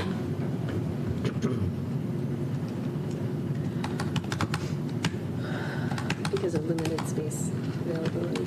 Yeah, I was just gonna say, because we simply don't have enough space. I think I would just say any additional spaces, and that's the real issue. If we had another cohort and had to add another homeroom, we don't have another place for a homeroom. We would have to literally maybe put UA on a cart, you know what I mean? Go back to it, and that's not really. Okay, is this okay? As the number of children on IEPs and 504s continues to grow, we are struggling to accommodate all of the academic and behavioral needs because we simply don't have enough space. Don't have any additional space. Any additional space. Yeah. What does that mean, though? On the Woodland campuses, if we had to create a. How's that different than we don't have enough space? Well, I mean. Well, my whole point is the Woodlands, the elementary campus is maxed out completely, and that's why we would need to shift them up if we have to add another class. I think they're both fine. This is a little more wiggle room versus like we have no more space. Right? One is very definitive and just done, but at 10, 12, I don't Yeah. Again, we're just to be clear, it would be that we would be considering. It's not that we were going to definitely. Doesn't any of lock these things. anything in. It just allows us to have the option to look at everything. And can I make a motion to approve this? Yes. I'll second it. Second? Who was seconding it? Me. Okay. So made by Dawn, second by Cynthia. Okay. All in favor? All opposed? Oh, Okay. And then who absent. sends this out? So if I get a signature on it, then I'm sending it to our contact electronically. She has already received the letter from Senator Spilka, and I have to sign some things tomorrow, so I'll stop by. that'd be great. That'd be great. Yeah, Are you putting the date? I'm putting the date in right now, yeah. All right. Yay. Let's move on. Thanks, Lisa. Yes, thank you very much, Lisa. We'll have- And thanks, Susan, for putting that together. You're welcome. You. Yeah, I got it. Yep. Thank you, you were putting that in there, good. Where did my agenda go? Okay, so I get further discussion of school committee goals. No one sort of sent me any updates. I guess maybe we just sort of continue to think about them. Yeah. I will say, I have. I just think we need to have a meeting so we can actually really flesh them out and discuss them. And in that sort of thing, I did reach out again to someone to sort of help facilitate that. We're just trying to set up a date. The problem is we need to do it in person, and it's just. She just wrote us back with 2 dates. Okay. And so why don't we nail that down and probably Okay. tomorrow, I think. Yep. And then I just put this on here, so I met with a esteemed former colleague just to talk about sort of creating we're moving on to the next topic, to create a survey to get some real sort of impact data from parents. Had a robust discussion of different ideas. I've also sent an email to the administrators to see if there's any testing data or tardiness data or just anything that we can sort of use to show a change between 2019 and 2023. Again, this is more where, this is something that the school committee at the time, sort of let the community know we would do. And so I just think it's important that we look at it, whether it leads to anything or not. I think it's yet to sort of be determined. We have to see the final results, but at the same time, we really don't have any options right now either. So it's going to be hard, but I do think it's important for us as a committee to understand as best possible what kind of impact the change in start times had. So. Yeah, I still think there's going to be such a huge caveat, though, because of COVID. Yeah. Well, Like, I'm so many other hoping things the we're gonna 2023 MCAS, like for instance, MCAS data, right? If you assume that the whole state was impacted by COVID, and that as you average it out across the state, it kind of averaged out. Some communities certainly did worse than others, had more challenges. But if you think about it over the course of the state, and you compare Holliston to the rest of the state, how do we look compared to the rest of the state in 2019? You could I don't know. I haven't looked at the data, but there is the potential that has some merit. I don't know, but Okay. And FGP is probably a good thing to look at. That compares the growth of our kids versus the growth of that's a great point. So maybe we get Dr. Jordan involved in his 35-second exercises. But anyway, there may not be anything, but perhaps there has. So I've asked the administration to help us with that data. I guess I'm kind of more concerned with not just that, but like then how do we mitigate for the issues that people are bringing up? Didn't Mr. Kine say that he was putting out another culture and survey? Yes, I think that, survey, and I think that there was supposed to be some questions about that on the climate and culture survey. Do we know? I don't. I haven't looked at the culture plan. They did them last year. I can't remember. I can't either. Last year there were some questions within a broader survey. Maybe it was that survey. I really want a sort of a targeted survey that asks sort of very specific questions. How many times a week do you have trouble waking your child up to get to school? How many times a week is your child late to the bus? Just things that are not so much like I hate this or this is awful, but just trying to quantify sort of. I'm just trying to remember, Dan. I meant to ask. Wasn't it you and I and Catherine worked on? Was it you? Catherine worked on a survey to send out, and it had questions like how often. Just you and Catherine. Someone else was me. Someone else. Not me. I can't find it. That's my problem, and it could be because.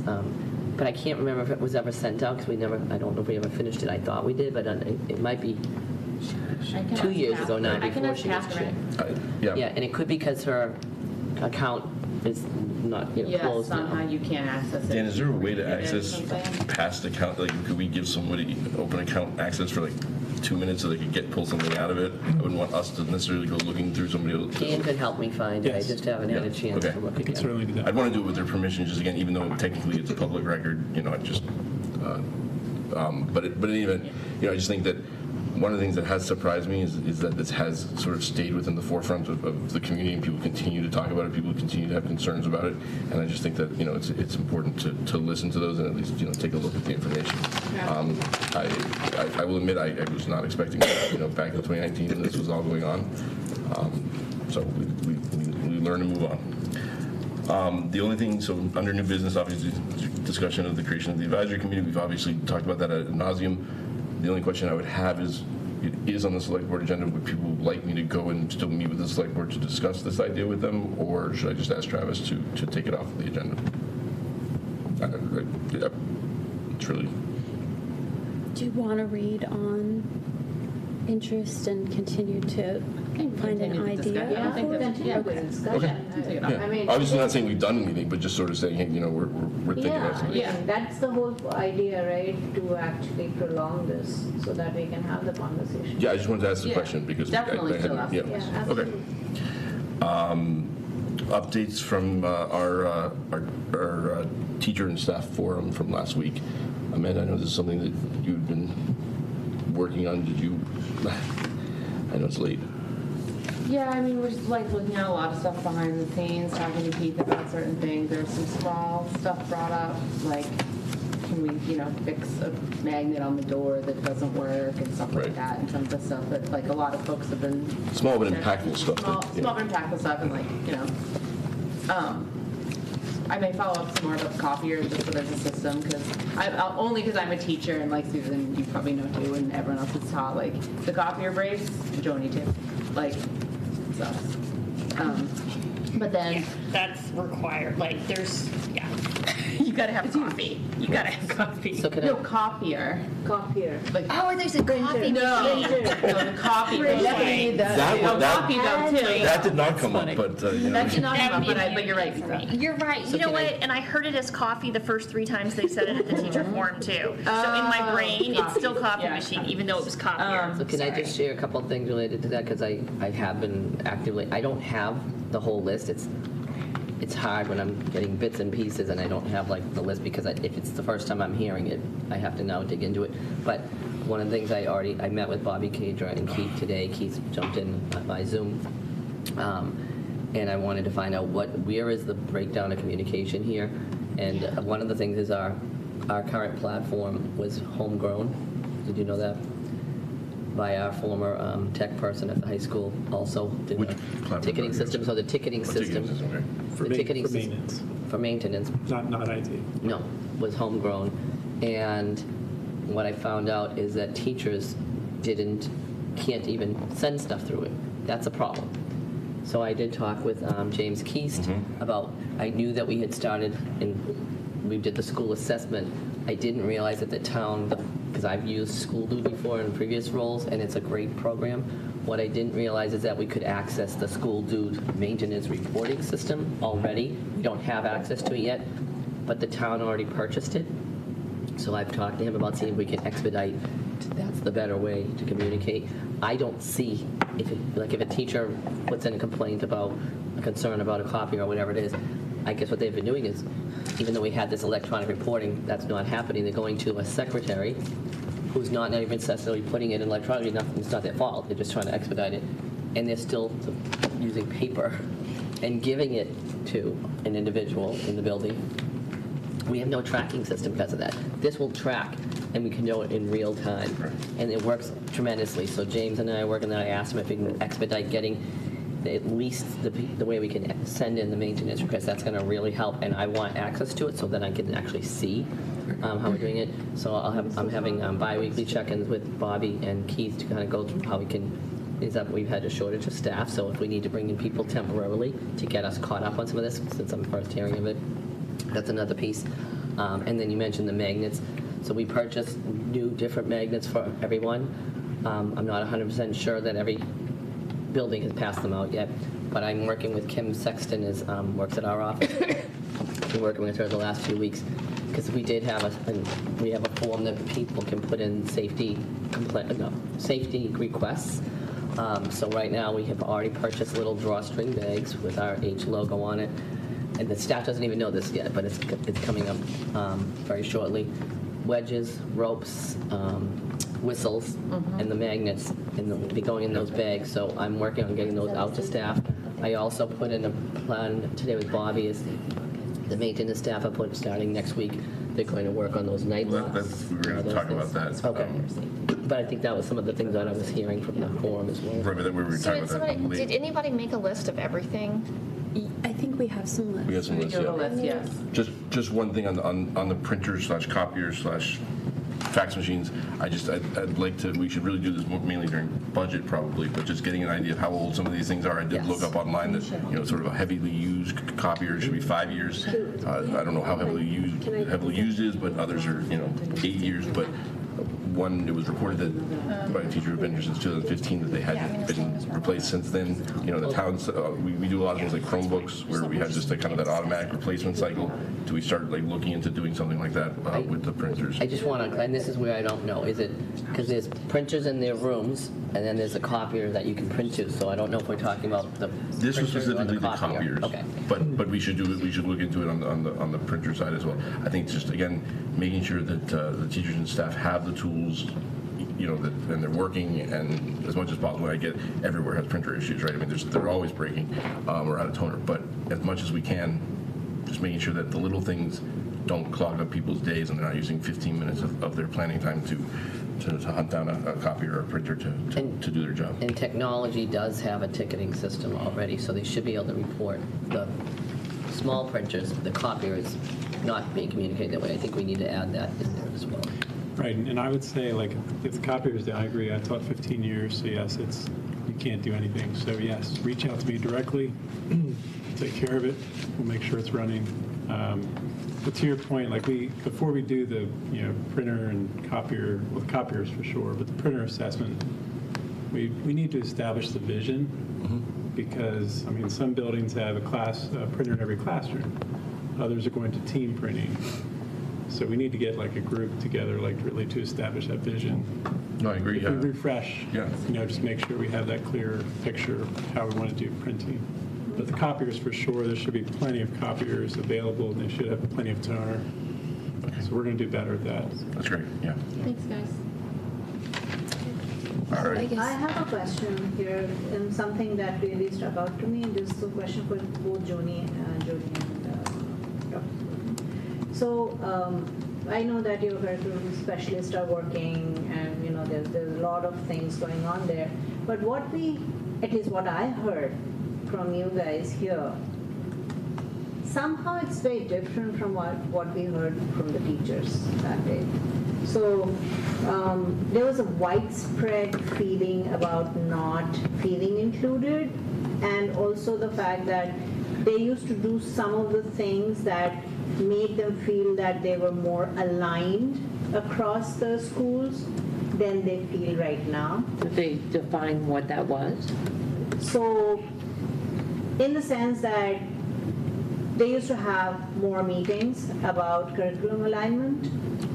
Right now, everything feels very disjointed to them. So I'm not sure if I am wording We it had right, curriculum but- council meetings, and those were once a month. That's the only I think it was more change. like someone said something to the fact like they use all the subject teachers from all the schools used to meet together, and now they don't. I think the only thing what Joni's describing is we had department leaders, curriculum specialists, and technology specialists. About 25 people would meet Correct. monthly here. Correct. But then the people that sometimes have to map the work themselves weren't able to get out because they're in the building to do the work. So they were meeting to discuss the curriculum. But the difference in the model here, again, there's not one perfect model, but having the coordinators going into the building, so they're not just working with the grade level leaders or the department leaders, they're trying to work with the teams that are doing the work as well, and that was the change, because people are locked into teaching schedules and can't leave the building during the day to, for example, to go down elementary. But one of the things we're trying to do is actually, we're building in a lot more curriculum review and curriculum mapping time during our PD days. Correct. We heard loud and clear if we can do it more during those days so they're not getting pulled, so we have that built into the PD schedule. And when we had curriculum council, they wanted to be able to talk a subject-wide K through 12. That's what the curriculum reviews are for. Wait, I thought the curriculum maps were done. They're not all done. Stage 1 for They're some not are all done done. and some are Correct. not. And that's, we'll get into that next So is school that committee next week? So, yeah, so I still, I don't know why. Maybe it's just me. I still feel like I need sort of like more information. And like, I know we're gonna hear this next week, but like, or even more of like a review, like discussion, evaluation, reflection on the curriculum review process and changes as far as like, how is it being implemented and how is it being received? Because we do hear a lot of stuff from teachers. The curriculum review, the curriculum mapping. The creation of the curriculum coordinators, like the old system versus the new system. Okay. In general, like the curriculum coordinators model versus the department heads model. To not to put too fine a point on it, but and everything that goes with that, like not necessarily the work that's being done on the individuals, but like the efficacy of the new model, whereas how it relates to PD, to teachers having access to, resources, time, planning time with other folks. Has it increased vertical alignment? Has it increased vertical work time? And just like how it's going. Sure, we can talk about that, but the curriculum maps are the evidence, right, of doing that. So curriculum maps, so I guess one of the goals of this whole thing was to create these curriculum maps, right? And that has been something that's really been successful. Like we've all seen that now we have all this stuff available on the website and it's very accessible. Parents can see it. In addition to that, I feel like there were other goals in it also, right? Because otherwise it would be over because the curriculum maps are done or almost done, right? So I know They're never done. Those are living, breathing documents. Curriculum maps are never done.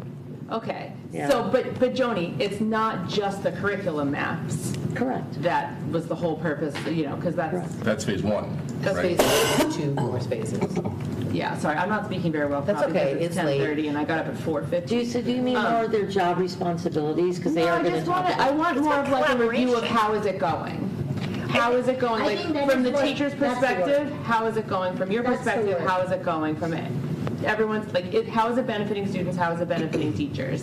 Because I think what we're hearing from them is they don't feel like they're getting as much collaboration. Correct. Yeah. I think Amongst that is the word. themselves. And It's yeah, not, yeah.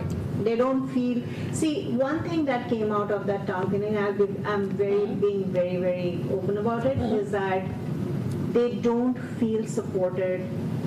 The emotional well-being that we keep talking about every single meeting, the teachers are not feeling it. I know, Susan, you also have, we have been trying very hard, and I think all of us have been addressing this over and over again. But I do think that we need to do something. I just don't have the answer to this. But Can I just that's what clarify I something want. though, Minnie? The only thing that's changed meeting-wise, nothing has changed other than that curriculum console has disbanded. Nothing else has changed. The collaboration time that they can work with their team members, their other teachers, that has not been touched. But I think that's what they might be talking Then about. the communication, so Junie, we get it, and you know what, whatever we have seen, whatever I have seen, I'm completely on board with you, don't get me wrong. It's just that I feel that whatever you guys have been doing has not been communicated, and whatever has been communicated, it has not been received well, and it has created a certain amount of anxiousness, distress, and a constant anxiety that, I mean, we heard things like, oh, I'm so afraid to speak because I am afraid I'll lose my job. That, to me, I mean, honestly, and this was not one person, 2%, it was just something coming out from all places. So it was a feeling, if I'm making any sense. It was not something that was somebody came with an agenda. It was just something that organically came up. So I'm just kind of trying to think that I know this administration would never hurt teachers. That's what I believe. But the segue to them between here, there is a disconnect, and we need to do something. Yeah, we need to do a better job if people are feeling that way. And we Because want if you're talking about social, emotional feeling every single time, and then we walk into this huge group of teachers and they say, we don't feel emotionally supported, they're not going to transfer that to students. The entire thing is failing right then and there. So, and that was my takeaway from that. Right? I mean, everything stands as is. There are so many things that I've said in the past, I stand by it, but this is also a true reality. Was it all about curriculum? I'm not quite sure what you No, but I think we have these curriculum coordinators that could be used as a resource, and I just want to make sure that they're 3 awesome people, then I just want to make sure that they're being utilized in a way that's getting the most support to the teachers and the most. Yeah, and they are probably spread too thin right now because if you think about it, how many years since we had curriculum review? I mean, part of the problem is we're playing catch up, and that's why the process is going to take longer than it normally would because it's been so many years since we're trying. It's been 11 years from some curriculum reviews, 13 years for other curriculum reviews. And that's a long time. But another area to better support would be like the mentoring program. There's a lot of feedback that it would be helpful to have that information, those meetings in August before things are underway. I mean, imagine being a teacher right now in the middle of October with the term about to end, tests, exams, what are you teaching next? You're going to get new students in within another term. And now we have to start up with the mentoring, but wouldn't it be a better time to get that information and get that rolling in August? So that's I a better way totally to support. agree. The issue that we hit this year was a lot of people were not hired. Goes back to the hiring. Until late August, early September, and then the principals asked Tend to find people. current staff members who's interested in mentoring. But yes, we agree with And that. there's capacity to do it twice, and just like we talked about with the training of paras, making sure we have a training mid-year and things are saved, and so people who come on later. So it just looks like an opportunity that we could improve and build better relationships too, because if you are that veteran teacher agreeing to mentor, it'd be nice to, and is it possible that the people who agree to mentor me, you're trying to fill 4 positions, does it matter who's taking those? Like, could they get that information in August when they're less busy, and then as you hire someone, you tag them to someone? It's an area we can improve. Fit, though, the principal tries to fit, Like it what depends subject, on, what right. lot. Okay, that makes sense It's to me, like but personalities, if I too. know I'm hiring a 4th grade teacher or a middle school social studies teacher, I know the position. So I feel like I could select the mentor, even though I don't have that person. Maybe we don't fill that position and we say thank you for offering, but I just think that they would feel listened to if we could assure them that it comes earlier. Yeah, we right? can do better, for sure. Yeah. And last year I ran, different people could not make different meetings, so I did 6 different trainings. Right. And for that. And then, So, I mean, we do have a capacity issue with Yes. the leadership. I know sometimes people think there are too many leaders, but I have to disagree, because we do have a capacity issue that way, and that part is part of the problem as well.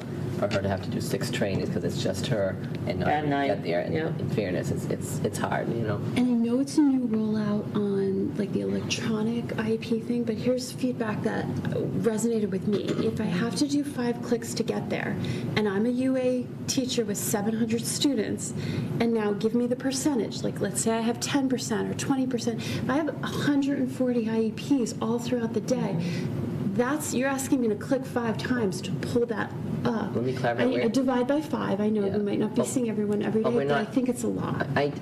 But we are not asking them to click. The product requires that, and a lot of it is about the confidentiality. Do you know what I mean? Like it's. But is there a way I can speak is to there a this. way to allow, like, I want to know which kid has an allergy. I want to know, like, could I go in and create, could I get 4 notes on, like, the high-level stuff I need to remember about the 4 kids that end up here, and then 40 minutes, 5 other kids, so that it's like 1 click and I can pull it up. Is there a way to build? We purchased the product already. We're actually meeting with them next week to get trained and launch it. It's going to give those, we were thinking about the UA teachers a lot, because that's always a And also challenge. the paraprofessionals, while you're talking, do they get access to this information as well, the paraprofessionals? The paraprofessionals can if they're co-teachers for that class. So It's just hard because I know the paras sometimes have to be pulled into like different situations. And then Correct. they're not familiar with the needs of who or what. In the past, with the old system, they didn't have electronic access, right? They had. Correct. They could only get the paper. And Have you had feedback- focus groups just to kind of like get feedback to see where the pain points are? Yeah, I could tell you, we've talked to the UA teachers, and we hear their frustrations. We've purchased a product. It's a Power School customization. It layers on top. And what it does is we only have 4 core alerts in Power School. This gives us the ability to have unlimited alerts and run reports on those. For example, there's 14 individual healthcare plans at Miller Elementary. Well, if you teach 700 kids, you're going to have to weed through and find those 14. This product will allow you to pick this alert, IHCP, Give me all those kids. Yeah. and run it for all 700. So you can see these 14 students in one screen and print it or whatever you want to do. So right now, that's not possible. We bought a product that will do this. We looked at the demo. We're going to get trained on it, and I can't promise when it's going to be out there, but Have you, I mean, we're sort of doing this now, I suppose, but have you like communicated that with the teachers so that they know that like they're being listened to and the help is on the way? This happened. we just purchased it last week, so we didn't even get trained I yet. want to so- make sure when we're going to get it. Yeah, No, we're no, but you don't need to tell them, you timelines. just tell them we're working on it and this is what we've done. We've heard you. Yeah, we're working on I hear it. it. You're right. We could tell them we purchased something. I would love to give them a timeline, like once we get trained and say, But okay, that is the 2 next weeks. question, yeah. You know, I'll give you this. Tell them you'll update them on the timeline, but I feel like it would go a long way to know help is on the way. Got it. Yes, that makes sense. So you're right. I think communication and actually putting them in and talking to them, I think would go a long way. I think this is what all this is about. They probably are waiting to hear from you guys that, okay, we hear you, this is what your problems are. Maybe if you have 10 problems, we can only solve 2, but we will solve 2. I think that will go a long way in, at least making them feel that they are being heard. Yeah, because that was another theme throughout, not feeling heard. Yeah. not feeling like they were being heard. Yeah. And the copier machine thing too, like, that's great. But so even just send an email to like, oh, we've heard that there's been some issues with the copier. Yeah. It's just, Deal with it. we're rolling this out, it's not up yet, but. Right. But like I said, I think that we had a problem that there was no play. I didn't realize that it was bottlenecking there. Yeah, and you didn't even realize. So now that we can solve it, this is why I really do encourage you to encourage staff to go to their building. If they're not, go to the building leader.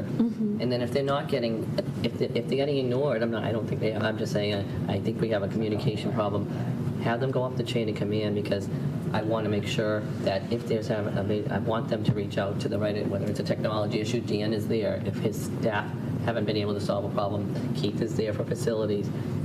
Bump it up to me if you haven't this is where that school loot thing, now that I know that we can access that, because I didn't, that will really help a lot. And so I am going to put together a memo on all of this, but I wanted to, this has been like happening so fast, because like I said, I got pieces and bits from Friday. If we were in the room, I think I would have been better able to respond to this. So now I talked to Cynthia, she gave me some things, you gave me some things, hearing from you tonight. So I'm going to hopefully be able to work on that, but we got to have a better way to get that information up to the right people, because it's not helpful to the staff who are waiting answers when I didn't even know what the question was or the problem was, or or anyone, Well, that's why I think the forum was helpful, because we were able to. I'm sorry. No, go ahead. Do you have any kind of like open office hours where staff can come to you with these sorts of little issues? Like even if it's a copy, not that a copy machine, I'm gonna get murdered. A copy, if you don't have a working copy machine, I know it's a big deal, but I'm saying like, regardless of the size or scope of the issue, how do staff communicate with you? So I did office hours in the past, and I was finding them not necessarily effective.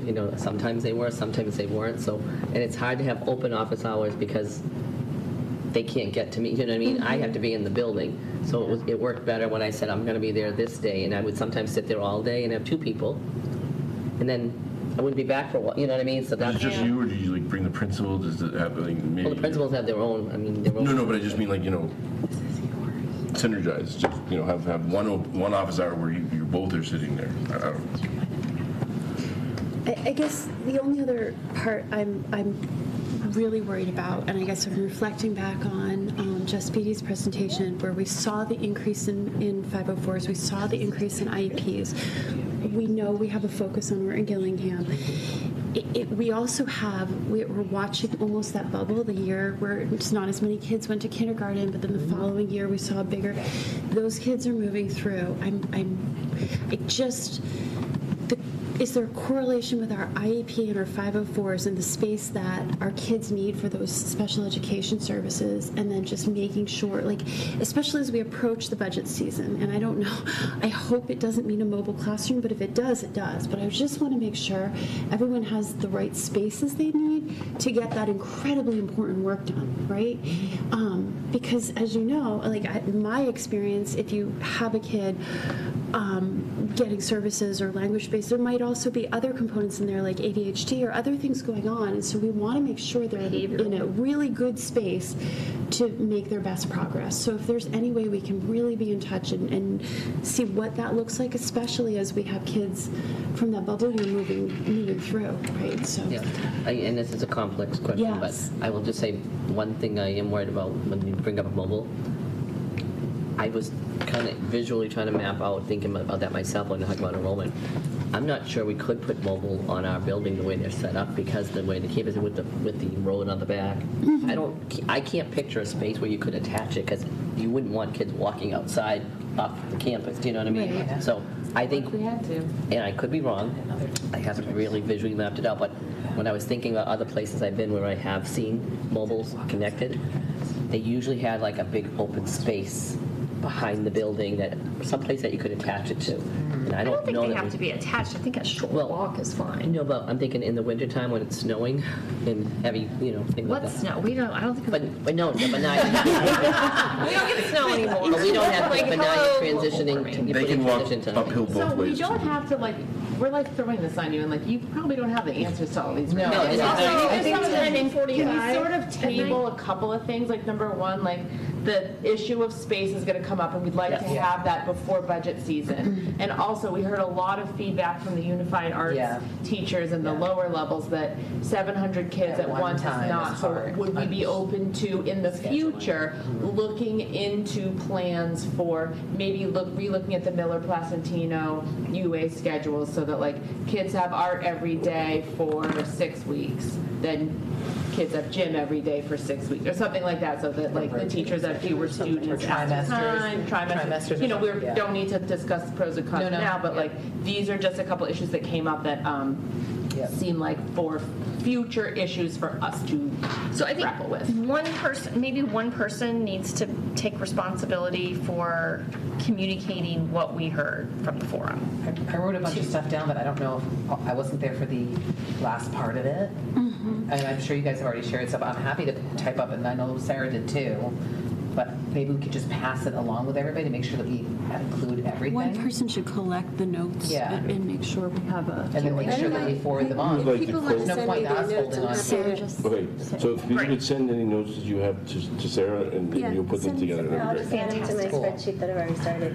So. Because we don't want, I mean, we have to communicate all that stuff. Because for whatever reason, people were saying they didn't feel comfortable going necessarily to their principal or necessarily to the administration. So for whatever reason, we have, this information, and we have to make sure it gets passed along. Otherwise, what was the point? I really believe that school dude's going to be a huge part of at least the break fix kind of stuff. Yeah. I mean, I think that's going to be the huge. maintenance stuff, just figuring that. I mean, that's That's going to be huge. That is huge. And I think that's going to solve a lot. Like I said, I can't promise you it's fixed immediately, but I did ask James, can we expedite that now that I know we have access to that as well, which is wonderful to hear. All right, let's talk about the equity audit, because we still have that to do. So we have sort of discussed the equity audit throughout the course of the meeting, but if people want to continue to... I just have a couple of things I want to say. Okay. I think maybe you can be in charge of this as our venerable chair, passing along with permission all the emails that we got from teachers about... Passing them on. Somebody needs to be in charge of passing along to LNS the concerns about accuracies so that they can be fixed. I can. Is it a role where you reach back out to the person and make sure this is what they want passed? That's what I'm saying. Like one guy today, I emailed him and said, "Can we share this with LNS?" Yes, you can. I said, "Great, Dan. Why don't you do that?" Because I don't know. I don't have a connection. I mean, it's going to have to go through one of. I don't have emails for LNS, so it's going to have to go through one of you. It's like right on the front of the report. I'm not. So I already reached out to them on a few of the things like Montessori's pre-K, and some of the things we did correct, and I just didn't get corrected. I mean, I don't know what happened. It was a break, but it is what it is.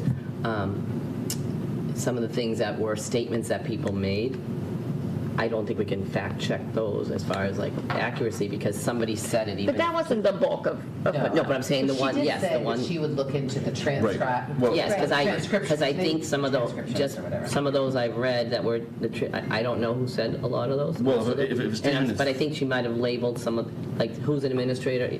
I'd rather just say. If a statement is factually inaccurate, we can correct it. If it is a feeling or interpretation, then no, of course you can't do that. But what I'm saying is that we have 6 or 7 emails with detailed. So that needs to get passed along because that report needs to get corrected. We're gonna and I already gave her a list myself, website. And they might be some of the same things, but there's probably others that it was a lot. It was a lot, which is a little concerning. But I think the other piece is that I totally lost my train of thought. We need to have action items and continue this discussion. Well, we need to talk about the equity audit. We need the steering committee set up, 45. and we need to talk about it. So we have a steering committee, though. Yes, that we're. Let me throw something out here because it is 10:45 or 10:50 at night. We have a meeting. It's going to be a curriculum meeting. It's going to be pretty long. Is there any interest in having a second meeting to sort of discuss all of these DEI issues? I'm just throwing it out there. I know it's a lot, and I'm not saying we need to decide the date now if people want it, but no. Okay. But it was good to ask because we are finding ourselves having a lot of important issues and it takes time. It does. We don't want to. No, it's an important question. I mean, Okay. So the committee wouldn't be The steering bad committee. as long as it's not in November and December. I think we need a little bit of a ride over and then. I think okay. I feel like we need to get started on the work sooner rather than later. Yeah. I would be We very need to appreciative to direct January. Well, but Susan, when will the steering committee be put Turn together? that back to us to look over it again, right? I Could mean, I we don't know get what that would happen. started at least meeting while we're waiting for it to? Yes, Of okay. course. But, Susan will convene that. I'm not sure anything that we're going to change, facts that we're going to change are going to change the recommendations. No, I think, probably not. I think it's important just for people's confidence in the report Yeah. to fix Yes, the inaccuracies. absolutely, yes. Absolutely, yes. So, I mean, what is your timeframe? With all the other committees, I'm working on all of them. I'm working on the Wellness Council right now. I'm working on the coalition. I'm working on this. I mean, So let us take the coalition off your plate. What is? No, that's a fair point. That's a fair point. Like, there's So a fair do we think it's reasonable by, what are you thinking in terms of dates? Because I'd really like it to be this year, right? oh gosh, Okay. that was the plan Okay. to get started. Yeah, but we haven't sat down to figure out like what are the positions that make the most sense. You know, I mean, we have to flush it because it's different than the strategic plan, for example. There's different stakeholders that should be in this group. And again, Jerry L's going to be running it, so that's something I have to work on with him. Is it something we could get an outline of in advance of the November 2nd meeting? And by I think we could at advance- least, Right. yes, I think we could So sort of have a little time flush to out think the- about it and give you some input, but then also meet and discuss by November 2nd. Yes, I think that we Okay. could have that, yes. Does that work? Yeah, I'm sorry. So Yeah, one thing one concern, I do think before everything gets really established, I think we do need to really understand who's doing what, because I think the equity and the DEI, it's all so enmeshed and needs to all happen, but it also involves the same people. And I feel like the steering committee for the equity audit is the DEI work right now. You know what I mean? I Yes, think yeah. that's the bulk of that. And then we I have this don't- other group working on the hate and bias, which is part of DEI. But I'm just saying, I think a separate DEI committee is probably not the direction to be going right now. No. I don't think anyone's saying separate. I think people are saying DEI is in the hate speech and intolerance. So there's two things. There's the equity audit and the recommendations that it makes, which are more or somewhat more curriculum based and sort of structural of the school based. And then there's the hate speech and intolerance, right? Yeah. So Yeah, and I just want to have the deliverables kind of separate enough so that stuff actually happens, so that. And that's why I really think it's important that Jerry L. steers the steering committee, because I think that's such a huge part of his role, and he's got the right personality as well. So, but before the November 2nd meeting, you can give us an outline of the people or positions or Yes, or- he and I will work on that. Is that okay? Or do we want to have more of a discussion about it tonight? I think that's okay. Okay. Okay. Cynthia, are you good? Is there anything more on the equity? I'm sorry. Sorry. I didn't eat dinner. So the only thing that I was saying was that the equity audit in particular, those recommendations are going to have to be implemented by our teachers, administrators, et cetera. And it just makes more sense that they're more heavily involved in that. I agree. That's because they're the ones, I mean, I have no insight into some of their recommendations and how those decisions get made because they're very much in the classroom, Yes. very day to day. And I feel like that's the level where I feel like they can really make a huge impact and be realistic about what things they can actually implement and with fidelity. And that doesn't mean that we shouldn't be on it. We should Yes, you should. absolutely be on it, but I feel like that's where they can make a huge impact about where those recommendations But come we from. need to, I mean, not we, but general, we need to get the teacher buy-in Yeah. for this work. No, I agree. And the reaction great. that I've heard so far from the teachers is some concern, just given issues that they see with the report. So, not necessarily, not the conclusions. No one's even really bringing up we have to the fix the report conclusions. to make It's sure more. it's Yeah, accurate. and I've already initiated that conversation, so if you can get me those Lisa those examples to add. If there's others that I didn't share with Mindy, that would be great. Wait, I'm sorry, Oh, what? Sarah was getting them. Oh, sorry, Sarah. Sarah's getting the stuff. Sarah's getting the stuff from the forum. Wait, what am I doing? You had the email I'm from sorry. staff about the equity audit. And I'm doing that, Just yeah. kidding, you're doing it. Okay. Okay.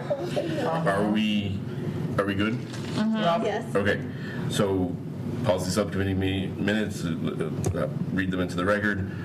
Our next meeting is not October 19th, but is November 2nd. And at this point, I will entertain a motion to adjourn from open session into executive session, from which we will not return for three purposes. I don't know if we're going to get to all three, but we'll try. To discuss strategy with respect to collective bargaining or litigation if an open meeting may have detrimental effect on the bargaining or litigating position of the public body, and the chair so declares, and this is for strategy related to collective bargaining with the HFT, and I'm declaring so. Second is to discuss the deployment of security personnel, devices, or strategies with respect thereto. And this is to discuss additional concerns that were raised at the forum. And then finally, to comply with or act under the authority of any general or special law or federal grant and aid requirements.